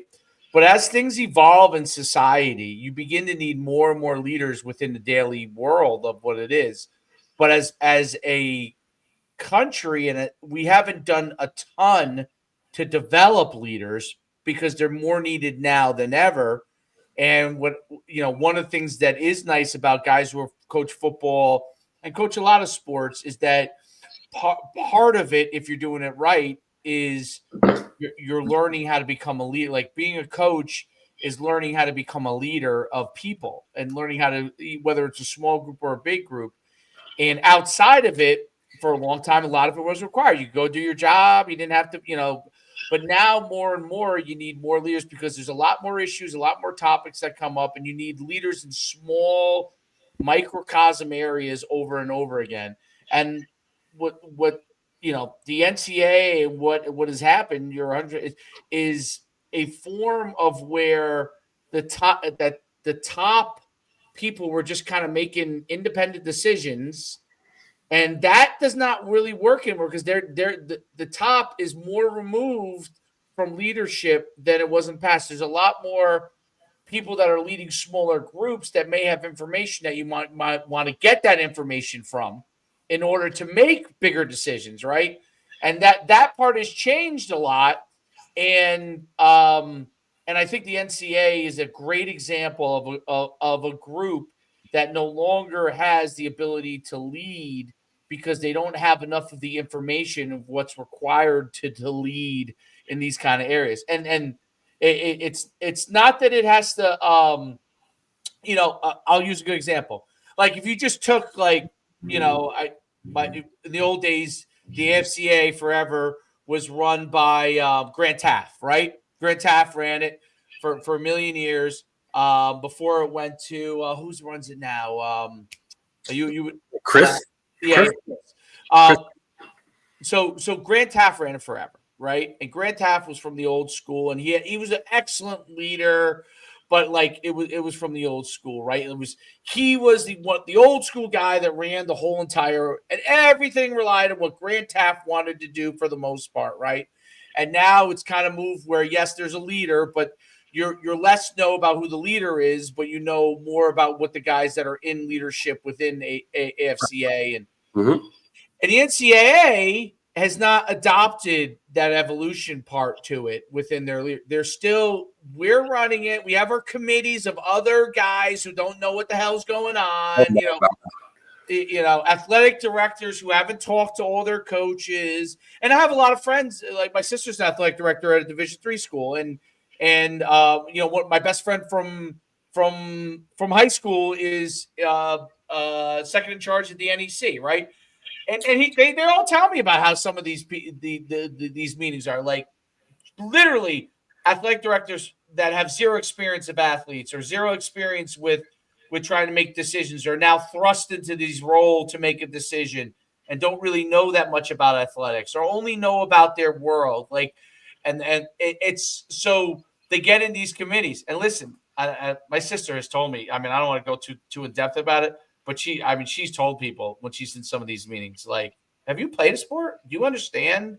But like I know you're in charge of this, but right. Like, why are we talking about this same exact? Let's move to a topic that we need to address. This tiny little topic of your one player who did this. Like let's move on. Let's think about bigger picture. How do we get things done? And so that's the thing that has to happen more, and leadership now, it's not taught enough in the colleges. There's no doubt. Like you have to basically get a master's degree to start getting taught about leadership. It has to be taught at the undergraduate level a lot more. It has to be taught in high school a lot more, You're not encouraged to be a leader in high school. Not at all. And a lot of those guys want to shy away from it because there's a lot of extra responsibilities that go along with it. The pressure, all of those kind of things. You know what I mean? captains are your captains of your football team or high school are your most natural leaders. You didn't develop them. Nope. You might try a You know little how hard it is to find those? You know how many guys, I'm just saying, the last time, it might have been 10 years since I saw a leader. They're just natural leaders. But there could be there's probably a lot of guys that could be leaders if it was taught, right? Like you might have a guy that's shy on your team, but does everything the right way. But you're like, maybe I don't know if I could get him to rally the troops, right? So he doesn't become your captain. But if you taught him, yes, exactly. But that's a whole different thing in itself. Now you have to have a leadership council. Now you're meeting with these guys once a week, right? Like all those kind of things to kind of, hey, I always look at it. I try and get one for every class, right? Like I don't think about it from a you as a coach have to do it. I think the school, yes, it's great when the coaches do it, no doubt. When the schools start to say, hey, we're going to teach the masses how to become better leaders, how to become better speakers. They won't. Nope, absolutely not. They got way more else to worry about. I'm saying, but that's when we're going to have a chance to not have some of these things happen all the time, right? I agree. Because I really agree. We don't teach critical thinking skills. We're sure as hell not going to teach leadership. Absolutely not. We don't teach financial literacy, and that's talking money. And that's when it comes to money, everybody pays attention to that, and we don't even want to do any part of that. In the advancement from the old school to the new school, or the adaptation or the evolution or whatever, like the old school is just yelling and screaming. Right. Militant. And you only went off, or your energy level only got jacked up when the kid did it wrong.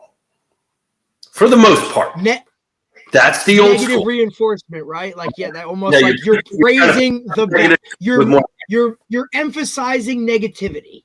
Exactly. So I good 10 years ago, I'm watching the evolution of these kids and how they respond.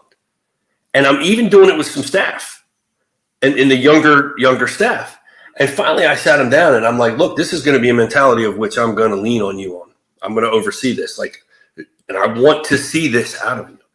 I don't ever care about you coaching your kids hard, because I don't hire anybody that doesn't love the kid. Like, my dad taught me one thing when I was younger about hiring people, and he asked me when I was like 10, he goes, hey, do you think this guy is going to be a good hire? And I'm like, I'm 10. Like, yeah, I'm around, but I'm 10. I'm like, I don't know, Dad. He sounds like he knows what he's talking about. And Dad smacked me in the back of the head. He goes, no, you idiot. He goes, I'm going to spend more time with this guy than I will with your mother for about 6 months out of the year. Yep. What he knows or what he doesn't know, we can teach him that. Absolutely. He's got to be one of us. He's got to do it for why we do it. And at 10 years old, I didn't know what the hell that meant. I do now. So when you hire the right people that in here, you don't have to oversee and watch them when they're coaching a kid hard, because you know why he's doing that. That's all fine and dandy. But I turned it on him and I said, you need to flip the coin. The same level of energy has to be spent when that kid does it right. Whether it was something little that he couldn't do before or something really big that we're counting on, that needs to happen.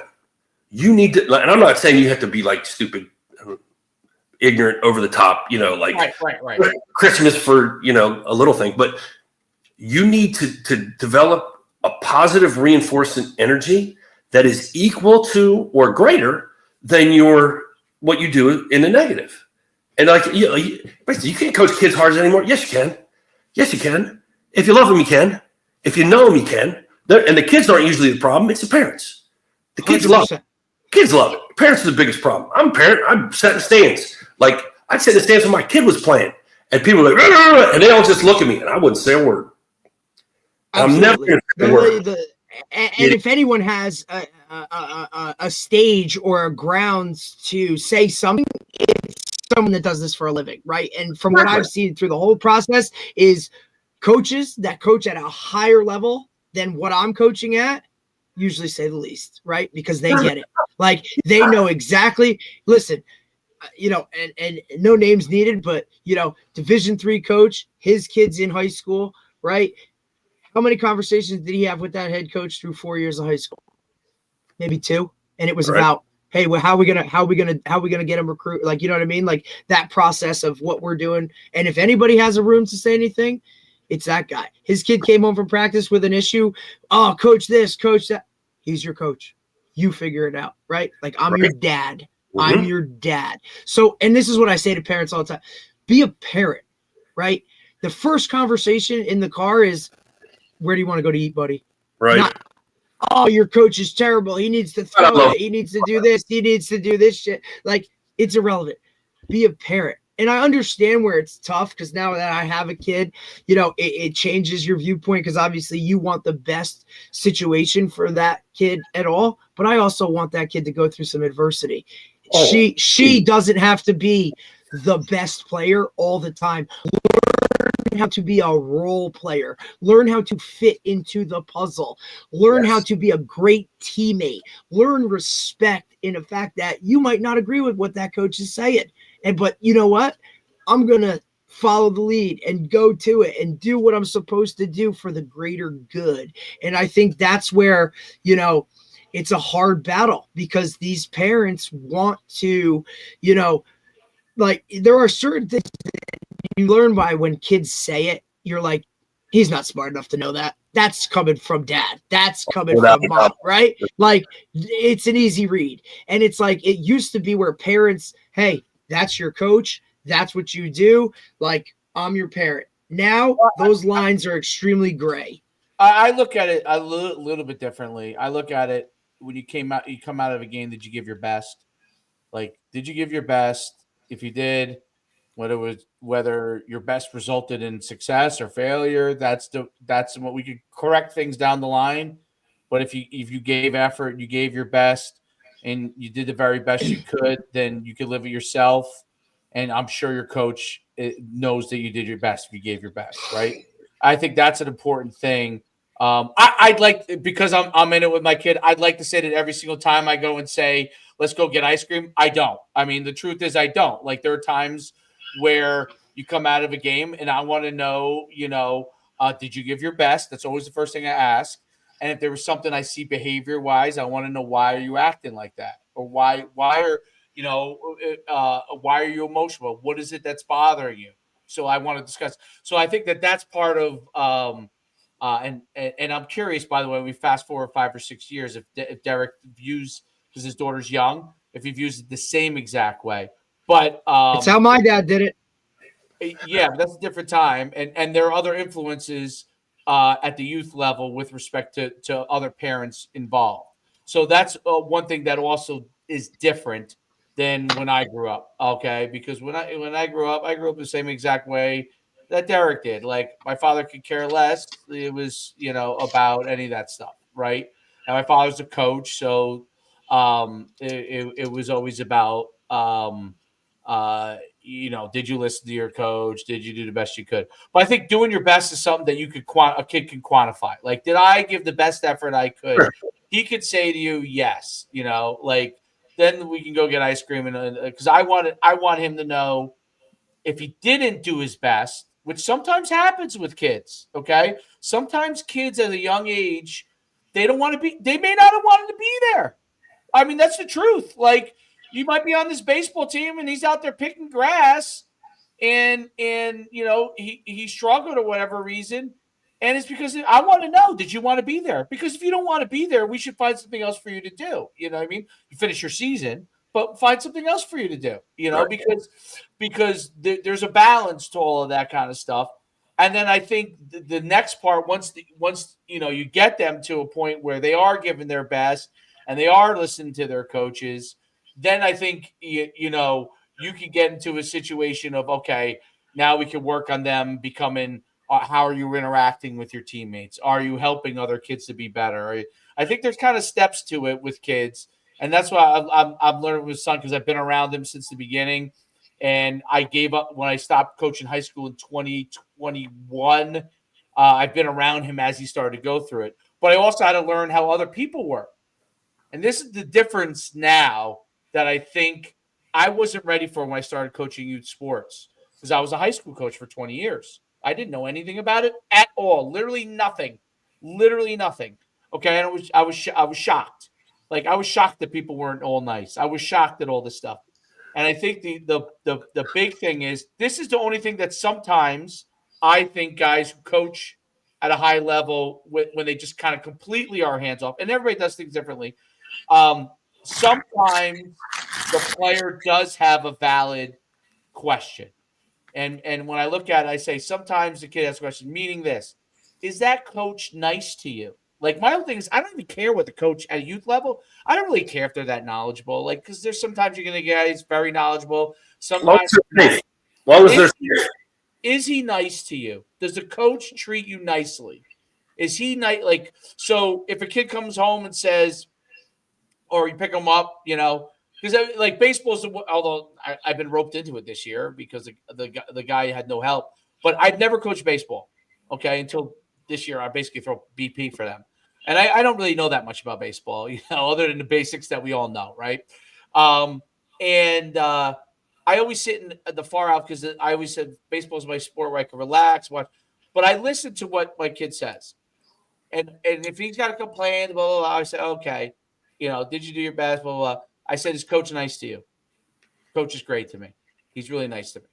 Okay. So let's not worry about all this other stuff, like let's not worry about all these other things. If he's nice. Now, if he isn't, meaning not that he doesn't coach him hard. Okay. I don't care I want him to coach him hard, but does he care about you? And is he still like fundamentally a decent person? If he is not a decent person, meaning you get nonsense comments, and I'm not talking about like, oh, you dropped the ball, like you should do this, or, coaching him. I mean, like belittling, right?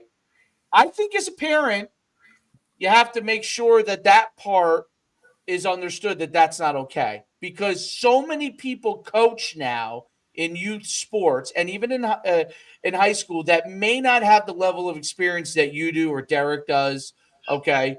And sometimes they don't realize they're doing this until you bring it to attention, which is not a thing that was not as much of a thing 20 years ago.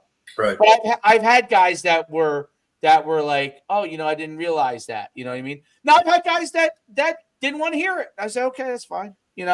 But it is a thing that I think sometimes if you want to make sure your kid is around people that are decent people as much as possible. Okay. And you can't control that in Little League sports all the time. So that's one thing you can't always control who's going to be coaching them, but you have to be able to teach that part with your kids. It's simple to me. Do your best. Does the coach treat you fairly? You know what I mean? Type of deal. And are you behaving properly? Those three things. Then we could deal with the rest of the stuff. And I think what's hard now, I think in high school, college is different, but in high school is there's not as many Derricks as more in the world coaching as there used to be. So there's not I'm the rarity, Josh. I'm the bad guy. You know what I mean? I'm the bad guy. By the time they get to me, it's tough. Is doing it for the right reasons. And that when he's coaching your kid hard, you know why. There's a lot of younger coaches that have to learn how to coach that need more mentors like you and Derek to teach them this is coaching a kid hard. This is loving a kid up. Like I really don't think a lot of younger guys understand that.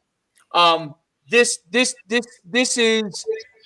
how you kind of evaluate whether you want to play a kid.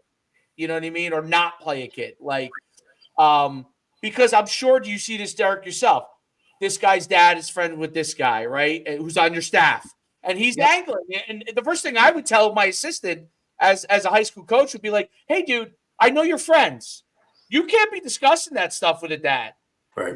But now he's going to come to me as the head coach later on and say, hey, John Smith said I could play. You know what I mean? You're causing me a problem, right? But that's where some of the lines have become blurred.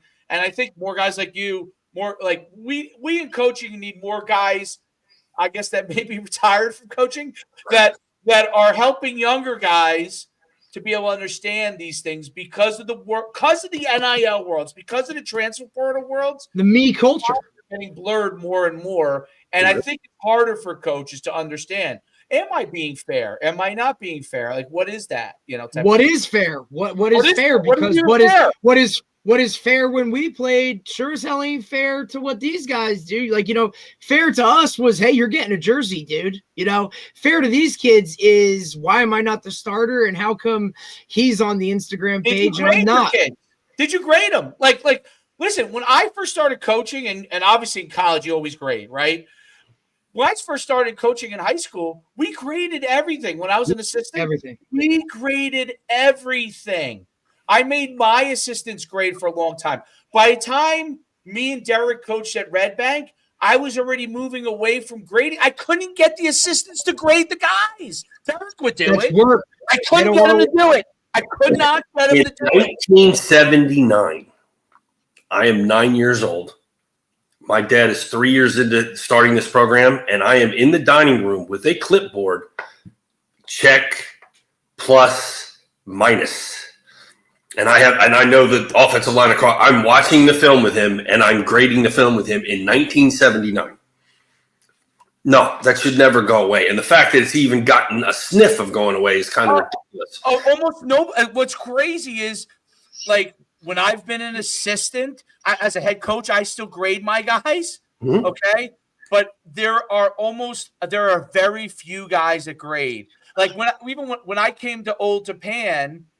And they're one of the best public schools, and the head coach is a phenomenal coach. It was basically a kind of like up to you. And he's he's as good as coach as there gets in public school. Almost like, do you want to take it on? And another guy did it, but we did it more for ourselves so I could tell the kid why one was playing more. I really did it more so I could tell you, this is why you're playing, and this. To me, that's almost the biggest reason. Like, hey, well, Dave, that's because now, if you do it that way, right? Like, you have something that's rock solid, steady to show somebody a parent. Look, it's the same reason we take attendance every day. Mm-hmm. Like, something as little as how that. Many yards did you run for? How many? Right? Like, it's gonna be. It's the same. Yes, the same way as if you want to judge a teacher off of test grades. You know what I'm saying? Like, that's. Like, how can you? There's so many intangibles that go into it, right? Right. You're right. Like, I and now, Coach Dunn. Like, when did that probably change for him? You know what I mean? Because he's a phenomenal coach. I mean, and I think David has a lot to do with now, like with grading, right? You're holding kids to a level of accountability that. What if your best player, quote unquote, grades out shitty every game? Now you have to hold your feet to the fire. Is he playing? Is he not playing? Right? Like, they've never, how we always talk about, like, look, you're a new head coach. You walk in. What's the first slideshow on your PowerPoint? Here's the rules. This is how it works. Well, now you're held to that, dude. And you know what I mean? Like, now when something happens, it's a case-by-case basis, right? Mm-hmm. Put up standards. Don't hold rules. Like, things of that nature where I think it's why we film everything. Mm-hmm. So we literally have concrete evidence to show, hey, I think that's what's changed. This is what it is. So that's what's changed, and that's why I think also young coaches, like in football, may not understand, and that's why transactional nature to them doesn't bother them as much. Right? Doesn't matter at all. It's at the high school level. Part of it, I think, is if I were to ask head coaches, what is the reason? Part of it is that they have a hard time getting assistant coaches. That's the big part of it. Oh, absolutely. Nobody wants to work for free, right? You want to do extra. The time schedule. I mean, look, guys, like back in the day, up, right? Like, who are you think about it, right? Like, the guy that moves up, he hasn't done this. Think about the time schedule now of even just in high school with high school coaches, right, Dave? Like, like it used to be, hey, you can't see your kids or get with your kids till August 1st, right? That's the first day of whatever. Now that last track meet happens, dude, we're rocking all summer. We're going 2-hour sessions, right? Because we're allowed to do that. Guys that want to stay old school and not meet with their kids as much, well, everybody else around you is doing it. You know what I'm saying? Like, the time of that stuff for nothing monetary, right? Mm-hmm. Like, you don't get paid for that shit, right? Like, that's kind of how it works. And that a lot of these younger coaches, and I don't want to sound like I'm bashing younger coaches or whatever. It's not their fault. They just came up in a different generation or different experience. Because you were pluses and minuses as a 10-year-old. right? You knew by the time you came into coaching how to do it, right? Like I knew from playing at UConn all the time, I would get my grades back. I knew when I became a coach, that's what I had to do to evaluate my players. Okay. Yep. I could say, hey, this is the situation. This is what you did well. Oh, this play where you weren't getting the ball, you didn't block, like whatever it is. And I think that so it all goes back to leadership. It all goes back to like how are we trying to teach leadership, and it all has trickled up into this NAL. Why does the NCAA NAL throw their hands in the air? Why did they just say do whatever you need to do money wise, and then try to then they'll try to figure it out. It's because we've stopped figuring out ways to lead. I think in high school coaching wise, I think the mistake that a lot of schools have done is stop building in the incentive, meaning not as many guys are getting like they don't get a job with teaching, Right. coaching. Like you're just a coach. Like wait a minute, I'm just a coach. Like That's up north. You look in the South. they all are. Yeah, It's standard. It is standard. And you guys talk about after that last track meet. great point. Go recruit in Texas. You go middle of the day, you can go see the football team for an hour and a half as they a football class. Great point. And we've had this discussion, Coach, right? Great Dave, point. how many times do we talk about how state to state is so – they have spring ball in Florida. We don't have that up here. They can go out and work out with their guys anytime Great they point. want. Friggin' Christmas Day. Here we go. Let's go throw a 7-on-7, right? We don't have that up here. Yep. Guys are wrestling, playing basketball. Like, Yeah, no, I'm be honest. I have a hard time with some of this because I was a 3-sport athlete, Right. and I live and die by this. I believe totally it. different podcast. And my body, I believe my body was a healthier body because I played 3 sports and my body was used to moving so many different ways that if I ever got hit really bad enough, I could adjust. We don't have enough. This specialized, singular, and granted, like You're not working those other muscles, right? Exactly. So, I like the ability to be able to work with the kids all the time, but I hate the idea of giving up. Good I point. hate the idea of specialized sport. I don't until you find that sport not because your parent thinks so, or Right. because you were the best pitcher at 9 years old because you were bigger than everybody else then. Because you hit puberty sooner. Or like you get to your sophomore year, junior year of high school, and you realize you're going to be a highly recruited individual in a certain sport. And it's about time that you maybe focus on some of that more than anything else. But until that time, this whole year-round pitching, and none of that, man. I hate it. I agree. I think that it's way And that's easier. because we were all multi-sport guys. You know what I mean? Like, that's how it is. Like, we only see it one way.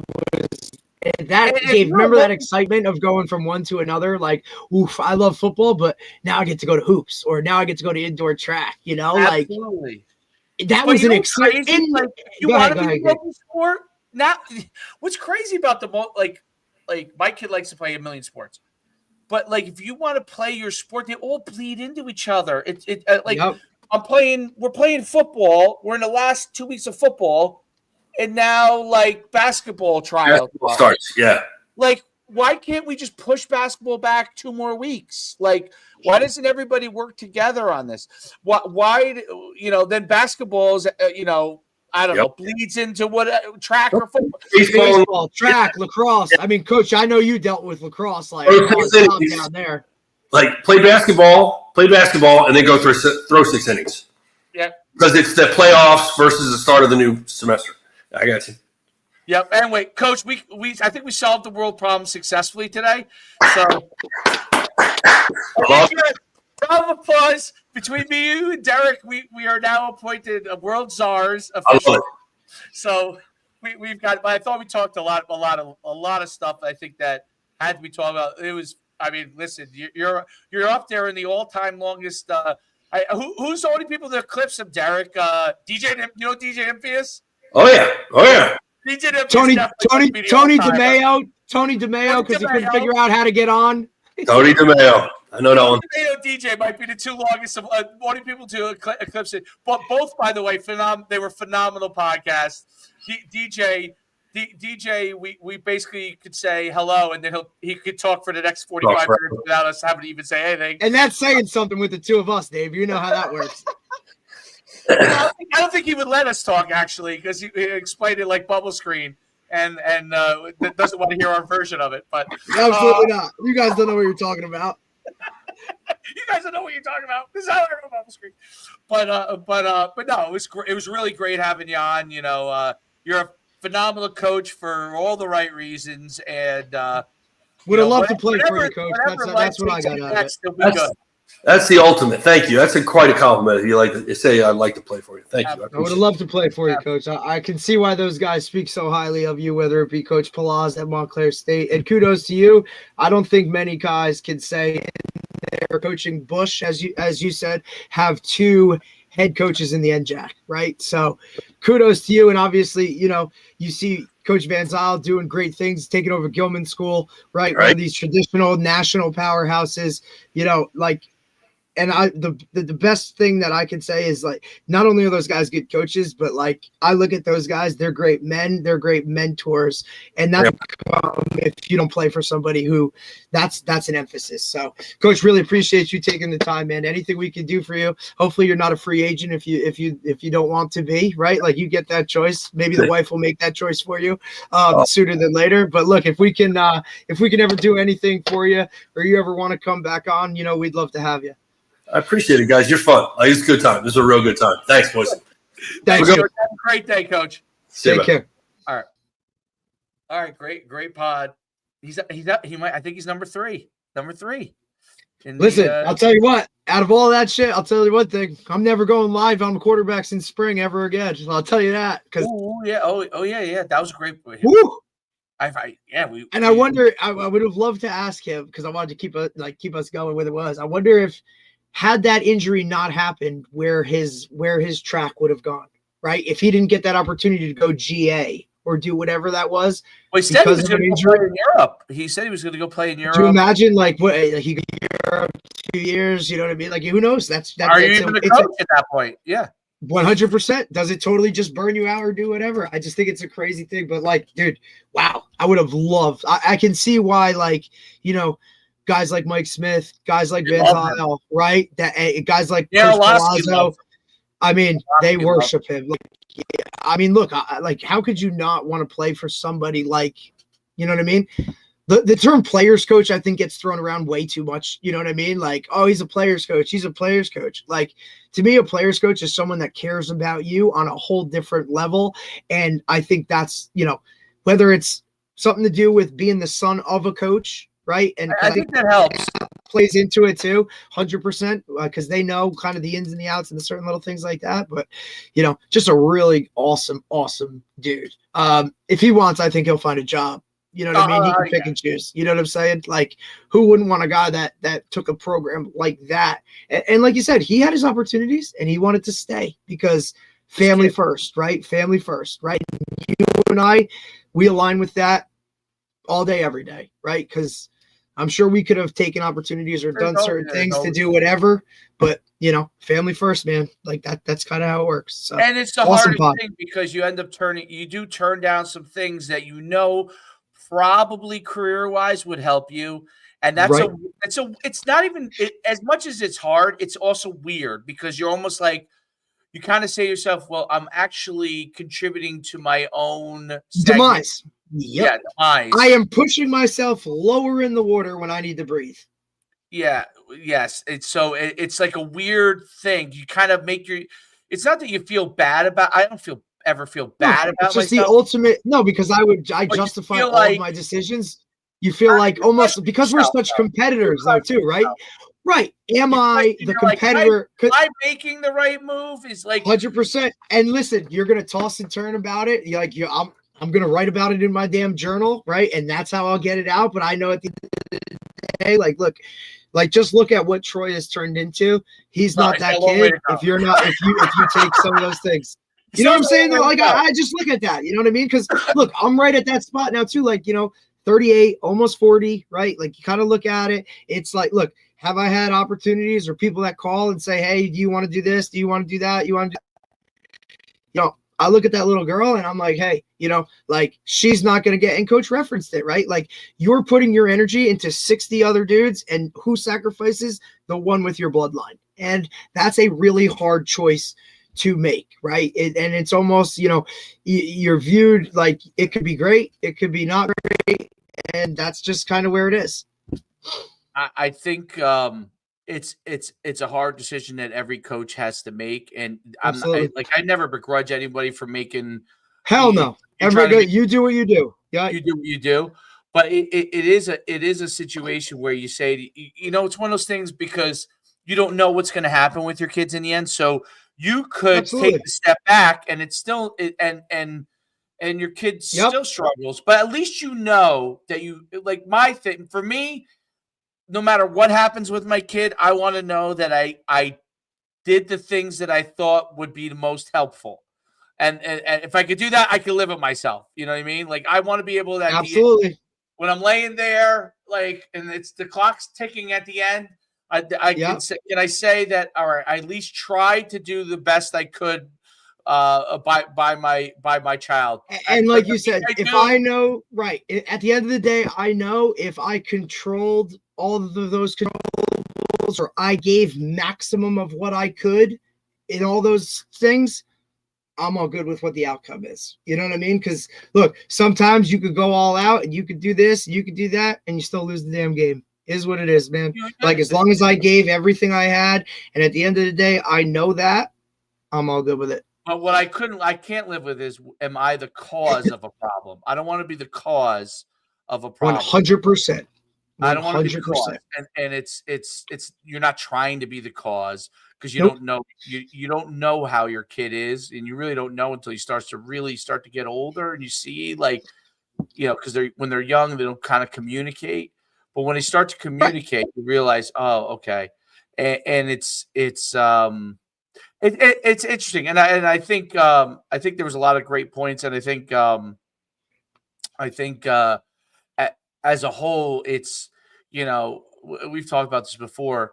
Sports is a thing that's like a part of I mean, when I was a kid, it wasn't a part of everybody's life. Like it's a part of everybody's life now. Everybody plays sports, man.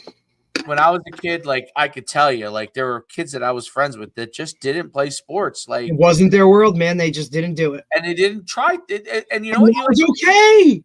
And it was okay. They rode bikes, or they did, right. He's a car guy. He was right. That's not a thing anymore, by the way. He's a car guy. No shit, because now everything is computer based, dude. Even if you're a quote car guy, you're still plugging it into a damn system that tells you what's wrong with it. You're not in there unscrewing wrenches or changing or like undoing like oil filters or anything. You plug it into a computer, like, oh, that light's on. Okay, why am I? Oh, all right, tire. All right, now you still have to go change the tire, but. Really? Like I remember there were kids that used to be on the car with their dads, and that's what they would do every day, dude. Hey, I got to go to practice. What are you doing? Oh, my dad, he just got this new car, man. We're stripping it. We're going to figure out, and then we're going to go. Oh, what are you doing this weekend? Oh, I got a tournament. Oh, really? I'm going to a car show because, they got this Shelby GT 1969. Okay, dude, that's cool. I'm glad you're passionate about that. I'm going to score touchdowns. Different worlds, totally cool with everything. Now it's hey, man, what are you doing this weekend? Well, my dad signed me up for this, and I got to go to this tournament. And it's what the fuck? Hey, Dad, you want to go sit in a fucking tournament? No, I don't. It's every kid. And we've also allowed it to happen. Because you know what it is? AAU, travel, rec, there's a level for everybody. And that wasn't really a thing back then, No, it wasn't. Figured it out by 6th grade whether or not, you were going to do, maybe you pushed it to the end of middle school, but when you got into high school, look, I know I've played basketball the last 4 years, but I'm not playing basketball. You know what I mean? Or, hey, football, that was fun in middle school. Dude, I'm not working out all summer. I go to the beach for 2 weeks. Okay. And that was okay. It's not a thing anymore. Everybody's involved. Everybody has to be a part of it. Or, hey, I'm going to join this team because it looks good on a college app. Okay. Here's your varsity jacket, dude, I guess. You're in the picture in the yearbook. Okay. Like, shit, man. Like, it's okay not to play sports. Like, listen, I need people to fly the damn drone, and you might have a better shot at scholarship flying the damn drone than you do being a quarterback. So get into that world, Damn. Go be the leprechaun at Notre Dame. He's on scholarship. No, you're right. That part is and by the way, if everybody's going to be doing that, that is why we need people to learn leadership, because if everyone's just going to be playing sports and like we can't, like, somebody's got to, like, everyone just can't be running around with their head cut off. Like, that's the crazy part of the whole thing. It's like embracing the chaos of what is sports in general. Like, you want that life? A lot of people didn't want that life. Now a lot of people force feed it because they feel like it's the only outlet or whatever. Dude, go sign up for the robotics club. Go build Legos. I don't know. Like, whatever you are passionate about, find it, go do it. Because there's something for everybody, man. And it doesn't have to be physical activity or sports. My favorite thing that we do, like, I'm sure you do it obviously always with tackle football, but my favorite thing that we do always, like, I always do this, and then I know you do it because I've seen you do it with any club sport. Okay, the best thing, or like, you, like, what do you call it, like, little, whatever you want to call it, little league or whatever. The best thing you could always do, no matter what happens, is call them up and talk to the kids quickly. Like, bring them up, say, hey, you guys played a great game. Even if you lost, even though you lost, you played a great game. Or hey, you guys gave great effort, didn't go our way. Or hey, we played a great game, we won this game. Like, we always call it up no matter what and get everybody in, because to me, that's like, I don't care if you're on this team for 1 week or 60 weeks. Like, we're all in it together while we're together, right? And that's an important thing. And because it is more transient than it used to be. So communication. And if you're going to have this logo on the front of your chest, then you're going to do things a certain way. If you don't agree with it, you don't like it, that's okay too. There's other places for you, right? I just want everybody to be on. Look, it doesn't matter what we do, what the title is, whether it's travel ball, rec ball, there's still going to be a standard, right? And you're going to be held to this standard because, look, at the end of the day, that's how life is, man. Like, there are rules that you have to follow, and if not, there's consequences. So if we can just show a little bit of that to every kid, then you know what I mean, Dave? Like, I think it's important. Like, listen, I understand that some kids aren't happy at the end of the game. Believe me, it's part of it. Dealing with that is part of it. Me too. I've been pissed, and we've won by 50, and I was pissed, right? Yeah. Like, why? Well, because I hold in a different standard. I hold it, and but we still call it up. That's part of it. 100%. We still bring it all in, and we're still a part of it. Nobody's telling you have to be happy or sad or whatever. But we all call it up. We understand that we're in it together, and then we move on from there. And then amen. And that's the key. But that was great episode. It is good, dude. Really, really good, dude. Tomorrow we have Coach Martinovich from Rochester University, Division III program up north. Ooh, good. I like the D3's perspective on everything. I like finding out what they're dealing with and what they aren't. Because every place is different, right? And you're talking about Rochester University, like, phenomenal, right?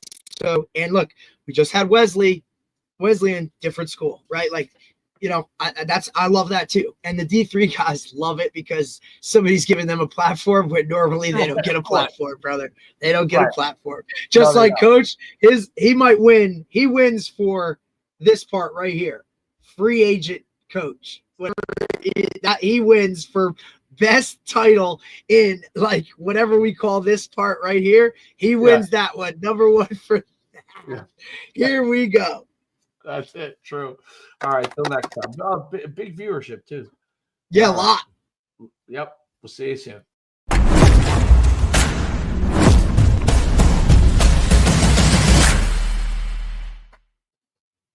Well, you can see that energy.